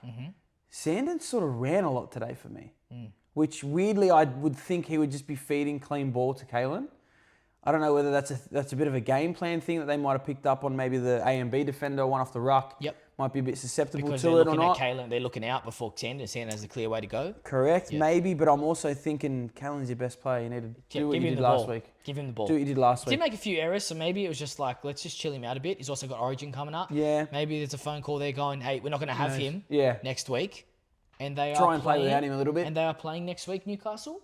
No, not next week. Okay, so that's interesting. It is interesting. You think that maybe because they're getting ready for not having him? Yeah. But maybe in a few weeks, maybe in post-Origin and stuff. Correct. Yeah. Resting. I'm sure you won't want to play him backing up in that. Yeah. 7th game of the week, New Zealand Warriors defeated the Brisbane Broncos 42-12. Great start from the Bronx, but really poor end to the first set that we finally had. We finally got up there. Reynolds kicking 2 deep, giving away a 7-tackle set. Some terrible calls from the ref. AKP falls outside the field for a penalty. Then a penalty for a hip drop that wasn't a hip drop. No call and knock on, all in 2 sets. And then it kind of runs away from us. What was it, 8 penalties to 0? At one point, it was 8 penalties to none after 28 minutes. 28 minutes. Down 22-0 at halftime. Broncos had 10 penalties conceded to 3. So they kind of tried to mix it up a little bit with 2 ruck infringements. So that's 12 indiscretions in that first half. In the first half. And that's a Carrigan sin bin too. Penalty because count. Of the ongoing, I'm assuming he didn't say it out loud because we weren't listening on TV. But you can see he was having a chat to them. Another one from Carrigan. Get off, 10 in the bin. Yeah. Well, the penalty count ended 13-5. So you only gave away another 2 in the second half. Yeah, but the game was already gone. The momentum shifts. We talked to someone about it today. Shout out to mates of the podcast, League of Inches, and possibly Longy, I think, with Casual NRL. We were talking to them about, I think I said, do you think that with the momentum in the game at such a fast pace, that it's a lot clearer when teams lose the ball, lose possession, and make errors. Because you're kind of like TikTok. It's the short spurt, sharp sort of. span of 15 seconds. You're like, run. Oh, far out. Run. Oh, because you just really get on that high, that dopamine high of watching the positive play. That when you Yes. see it, it's so shit. Yep. It's like, oh, far out. But normally you'd be like, okay. Because you're getting so excited. You're of so that, excited in a short amount of time. I Yeah. feel like it accentuates the poor gameplay. It's like your brain is it's sort of like not taking the larger or the bigger picture into And consideration. I'm going little bits of come on, and then we go, That's probably why we're so up and down. mate, seriously. No wonder As a why rugby we're league thinking fan, everything's a sleep fest at the well, moment. yes, 4 line breaks to 0 in the first half. Yeah. You're up, you're down. You're up, you're down. I'm up because the crowd's up. At the same time, we're getting shit put on us and so much crap. 33% possession also in the first half, which was very bad. Although the Warriors fans, they made day 3 of Magic Round. They are day 3. They turn up for their team. The only thing I don't like about the Wise fans Yeah, if you're going to have one knock. is they boo the players that are on the opposition team. I don't like booing anyone, even if you don't like them. Ezra Mam, I understand in spurts because of what he did and the penalty wasn't long enough, but that's an NRL issue. The Reece Walsh, boo, and then the New Zealand player, Tane Tuapiki, Yeah. cheer. Boo, cheer. And I also realised that they don't boo a player they don't know. So they didn't boo Ben Tolte. They didn't boo some of the boys on the bench, Jaden Hunt. It was quite funny. As soon as you get a Reece Walsh, a big character, it was boo. But when you don't know the boys on the edge, that didn't end up coming on, a lot of them. Yeah. VJ Semu, they were going, ooh. So there's going to be a few times in this podcast where bias is brought in. I'm feeling this is one. What do you mean? Because I feel you can boo whoever you want. You shouldn't be able. I don't think physically you should boo. I think as did the they Warriors... did anyone boot anyone else on the weekend? If the Warriors... Did anyone boot anyone else on the weekend? Tell me that. I don't think anyone had the fan base What, the presence? loud enough, the presence, Yeah. to be able to boo and make noise like that. Okay, I just Like, people disagree with maybe- the actual thing of booing. I don't People think it's maybe the right in a thing to section, do. because you know how you get the sections on either Yeah. end of the goalpost? Yeah. I think that section will be booing the other team. Maybe not, again, like you're saying, they don't boo everybody. No. But I think as a rugby league fan, as a fan base, if you're there with everyone, you have the right to boo. Like, So why did no other fan base that was there boo? You think purely because of numbers? they purely booed? numbers, bro. Bullshit. Purely numbers. Absolute bullshit. Purely numbers. They did it because they do it every year. They did it last year. Do you want me to be 100% honest with you? They did it I last think year. your butt hurt that you got pumped today. I disagree with you completely. I think that's I'm hurt. That's my I'm- opinion. I'm definitely hurt. Yeah. But I'm telling you right now, no other team booed, and they boo. And Warriors fans, you're going to be like, oh, you're hurt. I am hurt. At the same time, I've just never liked the booing thing. I don't like kicking a dog when he's down. 'Cause then I'm trying to think back You're to better than us. They've done it every year. International. Let's think back to times where teams have booed people. Ezra Mann when he come back, DCE when he moved to Manly, Lenu when he called But names this is that all we're not stuff going to that's talk. happening. That's happening. See, That's bigger that than are negative things. Yeah. They've booed again. Negative connotation with booing. It's so simple. Galvin 100%. gets Great booed call, all the Steve. time, bro. Lockie Galvin gets booed because people don't like him. So I associate the booing, which is bad sportsmanship. At the same time, they're not negative booers. So not Warriors fans, I'm not shitting on you. You're not.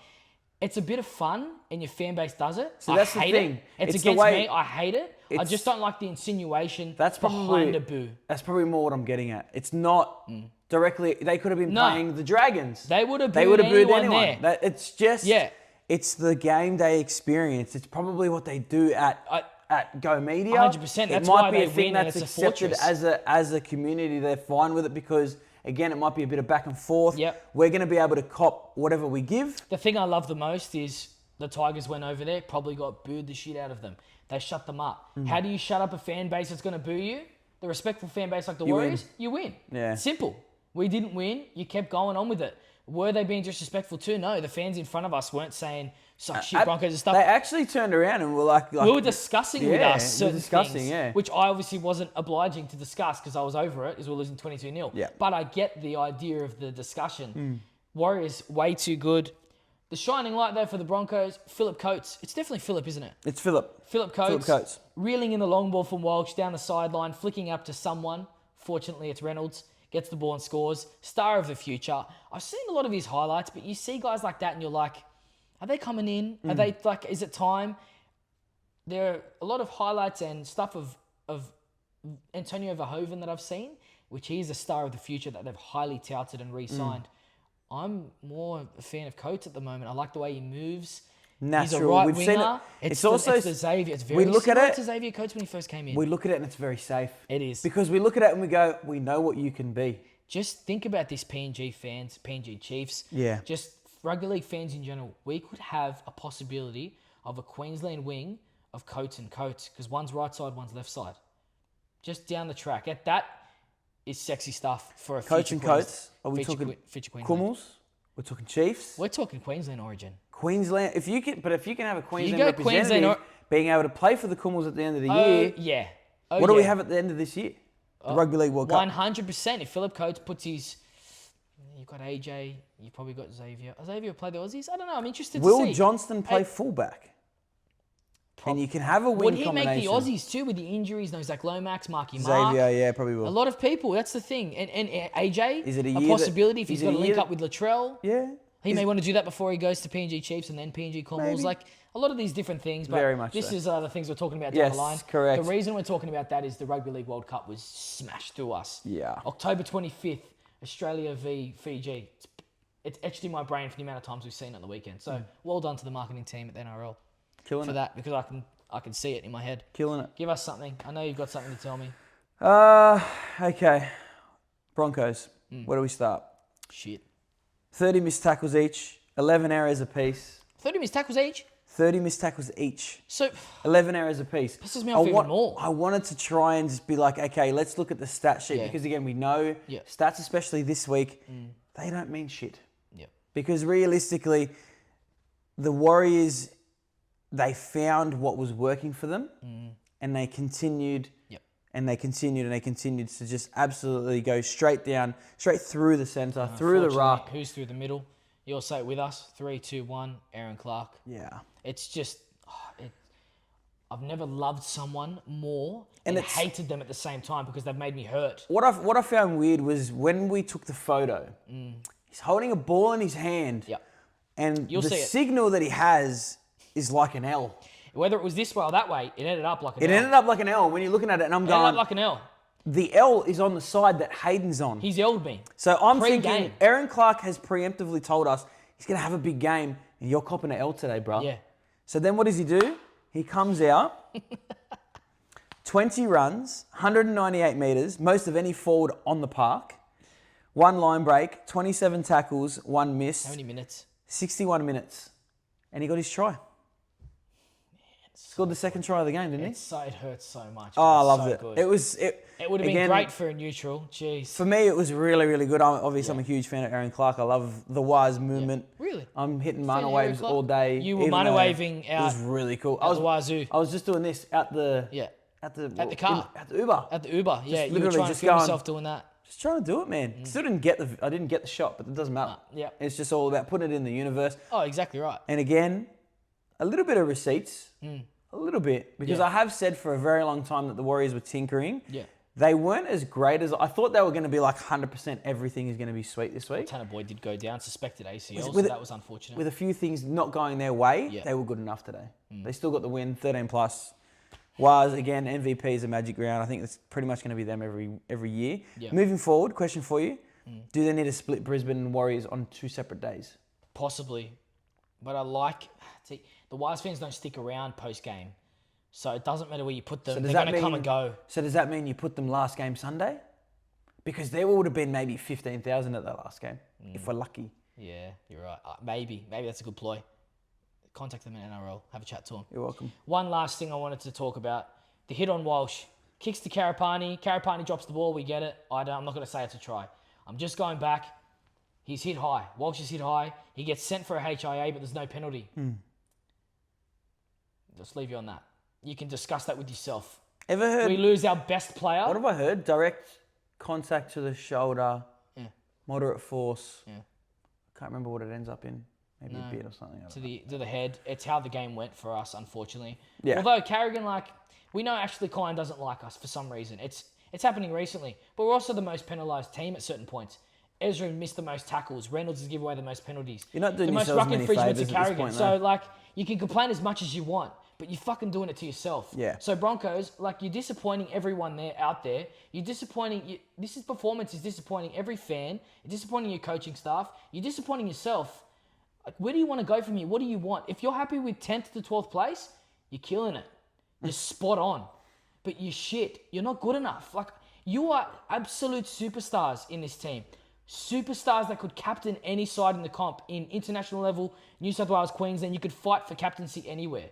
And you still come out and put that out. It's ridiculous and it's a joke. It's so bad. And I try not to let it affect my week because having humans play and make errors like humans do is really frustrating to put your whole happiness on that. But it is so dumb that we pay our hard-earned money to come watch that shit. Now watch that and react to me. Because this is a human. I'm a fan here, sitting here emotional. Because this is today. I haven't had time to. Yeah. It's pissed me off that much no- now. I there's don't want to no- get angry because there's no point getting angry. No. But I'm getting emotional because it's frustrating the shit out of me about how disappointing it is. And we've had Bulldogs fans all weekend talk to us about how emotional they are. Bro. And then we come out and put that out. Like, it's just so disappointing. At home. So disappointing. At home. In front of your home fans and Broncos fans behind me are just so disappointed. And I'm like, I travelled here, I get it. But even people that are on their corpies, who cares? Don't Whatever. Let's Anything you want move. to say, boys? Well, I must say that the Carrigan incident where he did go to the sin bin, I think that was more the pressure applied Yep. by the Warriors Yeah. and all the field position. Yep. And the ongoing So rucking Warriors- infringements. So And they... that came out of the blue, I think, really, and he might have been frustrated Yep. because of the situation. We were So the getting Warriors- absolutely rolled. Just to reiterate, When you're getting tired Yep. yeah. and tackling up. So the Warriors are winning field position there, increasing fatigue through the middle. Carrigan's trying to slow down Gotta the ruck. slow it He's down. already conceded a million penalties. Yeah. He's just trying. The forward pack is killing us. Yeah. Killing us. And that wasn't with Jackson. It wasn't even with Jackson Ford starting. That was Barnett. Shout out to Jackson Ford doing essentially little laps, but He up ran and more than down, anyone I've ever the whole seen 20 on a minutes. sideline. The whole 20 minutes he didn't sit down. He played the rest of the game, and he spelled Barnett, and then later on, Barnett spelled Erin Clark. And there's the 20 minutes Erin Clark's off. So Barnett played 40 then. First Wow. 20, last 20. Is that Origin Barnett? He would have been, yeah, maybe. Is that Origin Barnett? For me, Love it. no. For me, no. But I've as changed in- my mind since our Oh, episode. that's But exactly right. we need to move. Last game of the week, Penrith Panthers defeated the St. George Illawarra Dragons 28-6. Who would have seen this coming? In the toughest conditions you can play in, sprinkle, rain, on a pitch that has just had 8 games on it prior to 9. your game. 9? This would be the ninth. 8 games? This This would is be the ninth. 9th. 8 games prior to this. The Dragons are calculated and competitive. Very different from past performances this season. They just don't have enough to get the job done. A little bit Titans about them. Yeah. This is the blueprint in future games. You lose 28-6. You're at $15 to win the game. You're at $71 to win 13 plus. You're at, I think it was about The line would have been $17 28 and a from half. 1 to 12 to win. The line would have been 28 and a half. 28 and a half. You were never going to win this game. But 28-6, I think that's respectable. For a team that's going to win this, that's probably going to win the spoon. Yeah. They're probably penciled in everyone's diary. We Yep. said at the start of the season they're winning the spoon. Yeah. They're only down 12-0 at halftime against the fucking probably premiers this year. It pisses. I hate saying it, but it's probably going to be the premiers this year. They could have easily been 12-6 if Cookie's tries allowed on halftime as well. Kick the ball out of To'o's hand. Which apparently is illegal. I think that is probably play on, but I can see where they're coming from deterrent-wise. You don't want to be just kicking out of someone's hand. It's unsafe. Of course, yeah. Kicks him in the face, breaks his jaw, he's out of Origin. It's like leading with the leg Yeah. in a try-saving opportunity. Which a couple did on the weekend, but they missed them. Yeah. I think it's not a bad game from the Dragons. You got outplayed from a team that was turning the screws. Yeah. They did a Penrith gameplay. Kicked to Jenkins, positive try. Yeah. Later on in the game, they kicked to Jenkins again. I do think Gets they up. sort of. I do think they sort of broke their game plan a little bit because the Dragons they sort of brought the game into like a bit of a dogfight. Atkinson kicking to corners. Bring it Flanagan, down. real safe. Let's just bring it down. No Let's just Cade Reid, obviously. try and work real hard. Yep. The forward pack that they started with, I thought that was positive. They lacked polish. Young boys. They definitely lacked polish, but they had signs. Setu on the Seriously. right wing, playing a really good game. Sully not defensively, but I felt like in attack with the ball, he was very good. Like I said, looking dangerous on that right edge. Exactly. Did he go off injured? Again, that was another thing I think hurt. I don't know whether he got hooked or not. Hayden Buchanan came on. I thought he might have got hooked. Hooked? Is he that bad? They did start to losing cook on 12 that nil. left edge. McLean through, Papali'i through. Remember the Papali'i try? Jenkins already 2 tries, but then again, one's from a kick. How Is that Moses? Is that Sully's fault? I think Probably he looked contact. great. He's up against McLean. Yeah, Mate, you're up against probably the New South Wales winger. possibly. It's not a bad player to be Quite up against. possibly, And he yeah. looked quite... I thought he might get him a few times. Shimmy and shake and get good contact on him. Rolling the ruck. Good ends to sets. Cookie looked dangerous and scheming. Cookie's 250th as well. That's the I do think you hit the nail on the head there. They need to be scheming around the ruck, bro. But that's the thing. Like Jacob Little not named this week. I'm not sure. We didn't see him, though, because there was no change in that middle.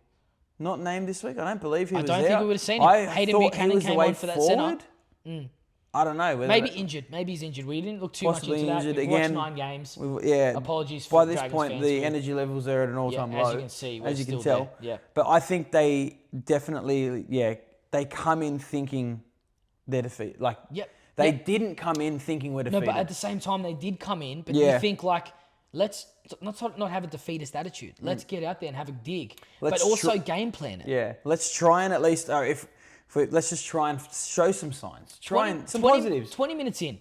Great shape from the Dragons. Mm. Edwards' one-on-one tackle saves a definite try in that right wing. For Setu too. That right wing, in the first half, on that right side, we're watching from the far side of the field, one of the best tackles you'll ever see, one-on-one, stopping him from scoring. Great try saver. Bit of Connor Tracy start of the year about it. You reckon he had a bit of a bee in his bonnet today? Yeah, I think Edwards? so. I think Edwards might have been called and be like, hey, you're in contention. Let me just...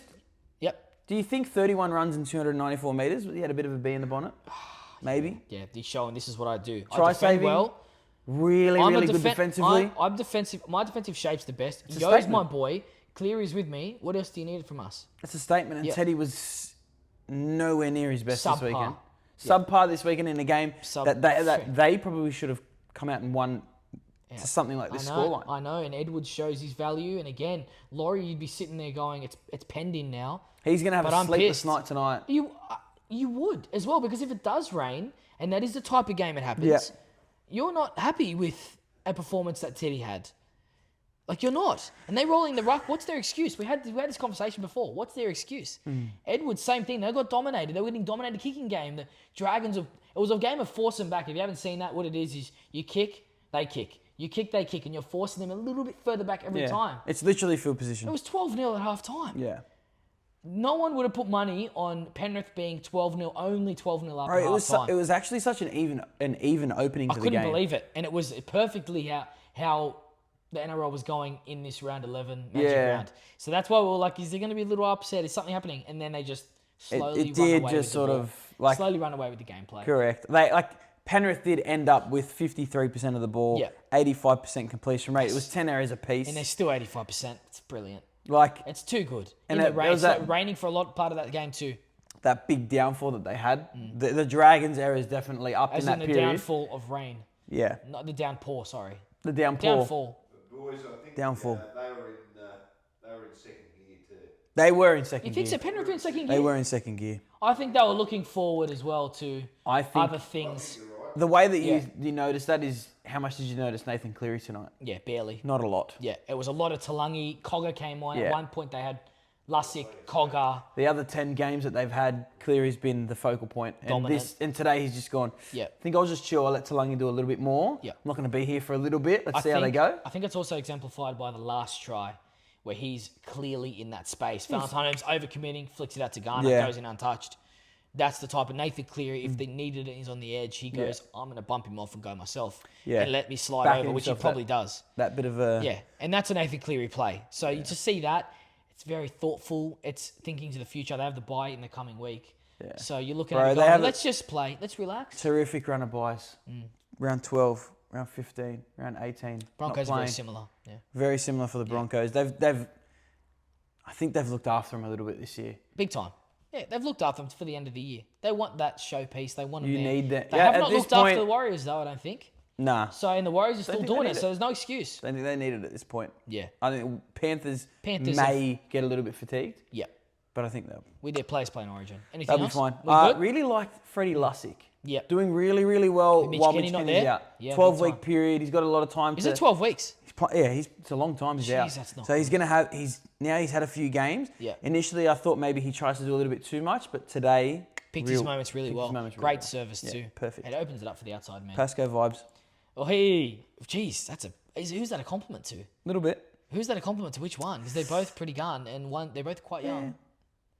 Don't And if know. they're not, there's not a lot of footy in both of them either. Don't know. Another one, Damien Cook, 250th game Yep. for this week. Yep. 60 tackles in his 250th. And Toby looked Cashman, so good. 59. Hamish Stewart, 50.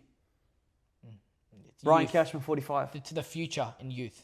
Defensive attitude, they'll be right. Do you not have those written down? No. You just remembered those? I did remember them, yeah. Yeah. Give it No in. worries, mate. I've done this once or twice. Tips and predictions, round 12, Thursday, 7:50. We're doing this on the last day of Magic Round. So, Sunday we don't know the night, team list yet. Sunday night, 11:16 p.m. Raiders, Dolphins. I'm just going to go Raiders 1-12. Okay, Haven't seen any lists. I love that you've done that. I have done a little bit of thinking. Okay. Strange probably out. Okay. Hudson Young out. Yep. You're probably looking at Is that probably it? Because the other hand, we've got Hammer. We're hearing though for the Furiaki. We don't know. Hammer, Cobbo. Cobbo, that's Plath. the rumoured. The only thing that I like about it is the halves don't change. The hooker doesn't change. I really like Sanders and I Trey trust their Fuller's depth. coming in at fullback. Yep. You're going to have a halves pairing of, is it Sanders and Kobe Black? Bostock has been very positive too for Herbie Dolphins. plays there still. Nah, I'm going to back the Raiders 1-12. At this stage, again, all of these are open to change. Yep. Dolphins 1-12. Friday, 8 p.m. Bulldogs Storm. Storm 1-12 for me. I know they lose quite a bit as well, but still Storm. I know I've said that I'm not going to tip them anymore, Yep. but I think I have to go the Dogs 1-12 this week. I like it. Saturday, 5:30, Dragons, Warriors. After smashing my Broncos, Warriors 13+. I think that is going to be the lock of the week. Warriors 13+. The next one maybe as well. Saturday, 7:35, Sea Eagles, Titans. Manly 13+. Losing Tino. Most likely any Tino. At the moment. At the moment, That's what maybe we've been Jojo hearing. Fafita. Yep. I think I'm just gonna go a little bit on the safe side. Manly 1-12. Sunday, 4:05, last game of the week. Only 5 games this week. Cowboys, Rabbits. I'm thinking Cowboys 1-12. Cowboys at home. After watching them both live at Magic Round, It's going to be tough. I'm gonna go Bunnies 1-12. Again, these are all gonna change probably. Subject to change. Most likely they're gonna change. Yep. But Please follow us on Instagram, Facebook, and TikTok at Bump Out Podcast. Subscribe on YouTube and leave us a 5-star rating on Spotify and Apple Podcasts. no less. Oh, Steve, That's it. Anthony, anything else you want to add? Nothing. Anything Anything else? of value. You had a I good guess weekend? Highlight of your weekend. Give us Highlight of the weekend. Let's go around the table. Highlight of the weekend. Start with you, Anth. I think just the fans getting all together. Yep. Fans getting all together. I love that. Just, yeah, having a great time. It is the best Great thing. conversations. It Great is the time, best great thing, isn't it? conversations. It is the best thing. Stevie, what are your thoughts? Chicken wings. Chicken Oh. wings. Thank God you have brought that up. Thank God you have brought that Yeah, up. that's a clap. That's a clap. That's a clap. Chicken wings. Shout out to the Caxton Street Brewing Co. They have Yeah. expanded. They have an extra room there. Yeah. We spoke to Tori tonight, the owner, a great friend of ours. Yeah. Brilliant guy as well, Broncos fan, Yeah. New Zealand born. Asked him who would he support, Australia and New Zealand. He said Australia. That's Hopefully- the type of guy we love. as Hopefully well. he's happy for us to put that out there. But He we said are. that. I We asked are. him, you were born there, mate. We Who are. do you want? And he goes, this is my home. And I Yeah. love that. He's in Brisbane, supports the Broncos. Yeah. Really good guy. And boy, can he cook some chicken wings. Oh, bruh. The What did we have in 2 days? Smoky barbecue versus lemon pepper. Yeah. So the lemon, the pep, the seasoning, it's a like a base, but at the same time it's a seasoning. Yeah. And it's a salt. It's a seasoning. is, It's it's a like- salted seasoning. Yeah, it is a salted And seasoning. it's just the way that hits your mouth with the lemon. To give you a bit of context, we between 4 of us, we ate 80 wings in 2 days. Yes, correct. 80 wings. Including 3 cheeseburgers, Yeah. 2 things of fries, 3 cheeseburgers, squid. 3 cheeseburgers. Oh, we had 2 absolute servings of pounding. squid, 2 sides of fries. And again, you guys know that we're affiliated with them in a professional Yep. term, but Yep. we literally go there. We've been there, going there for 3 years We now. didn't step foot into any other precinct Not this at whole all. Magic Round. At all. And we highly, highly recommend if you are around the Brisbane area to be and to go to attend, Yeah. to enjoy any function or to just enjoy your friends and the company. Perfect. Caxton Street Brewing Co. The staff are phenomenal. We had a case of a lost card today. They took details. They said, Yeah. we'll let you know. We'll ring you if we Yeah. find anything. Like, again, above and beyond. That is the best call of the week, Yeah, Steve. that may be the best I call. meant to write that down 5 Yeah. times, and because it was so We've nice forgotten. and I'm so full and I'm sweaty, And we've forgotten. I've just forgotten. What's yours? What's mine? It's hard to say, but I do think meeting a lot of the players we met Yeah. is up there. Yeah. The conversations we had with other podcasters and content creators Yeah. was up there. But I think the Warriors fans, like, I know it hurt to be on the other end of it, but if I can externally put myself there, Yeah. the Waz fans and the noise, apart from the booing, the noise and everything positive that come with that, it just shows how great our game is. Yeah. That's like something that you need to witness Yeah. firsthand. You feel it, I just the compare it feeling. to, we watched the Yankees and the Red Sox at Yankee Stadium. Yes. Very, very similar. Very similar. And I hold that as the pinnacle of That my was cool. sporting experiences. That was cool. Yeah, So and that that was is one cool. of the pinnacles as well. It is. Baseball. Basically. What Like was yours, both Adrian? of them. Mine has to be, we did it. We met Erin Clark. Oh, We did it, man. What did we take? 184 episodes. This will be 184. Yeah. We did it. Like, that's our guy. And again, like, we're just fans of the game. We're fans of Erin Clark. And the fact that we met him, he saw us, and he even acknowledged us. Yeah. Bro, that's... Yeah. We're always going to be fans of the game, and there's nothing better than that. Yeah. Nothing better than that. Definitely. Adrian, have a very successful week. Enjoy most of the week off. We will be back on Tuesday for our SuperCoach episode. Yeah. Deep breath. Well done. Well done, my Great bro. to do it with you. Really, Love really you good. guys. Love you, Adrian. Have a great week. Love you, bye.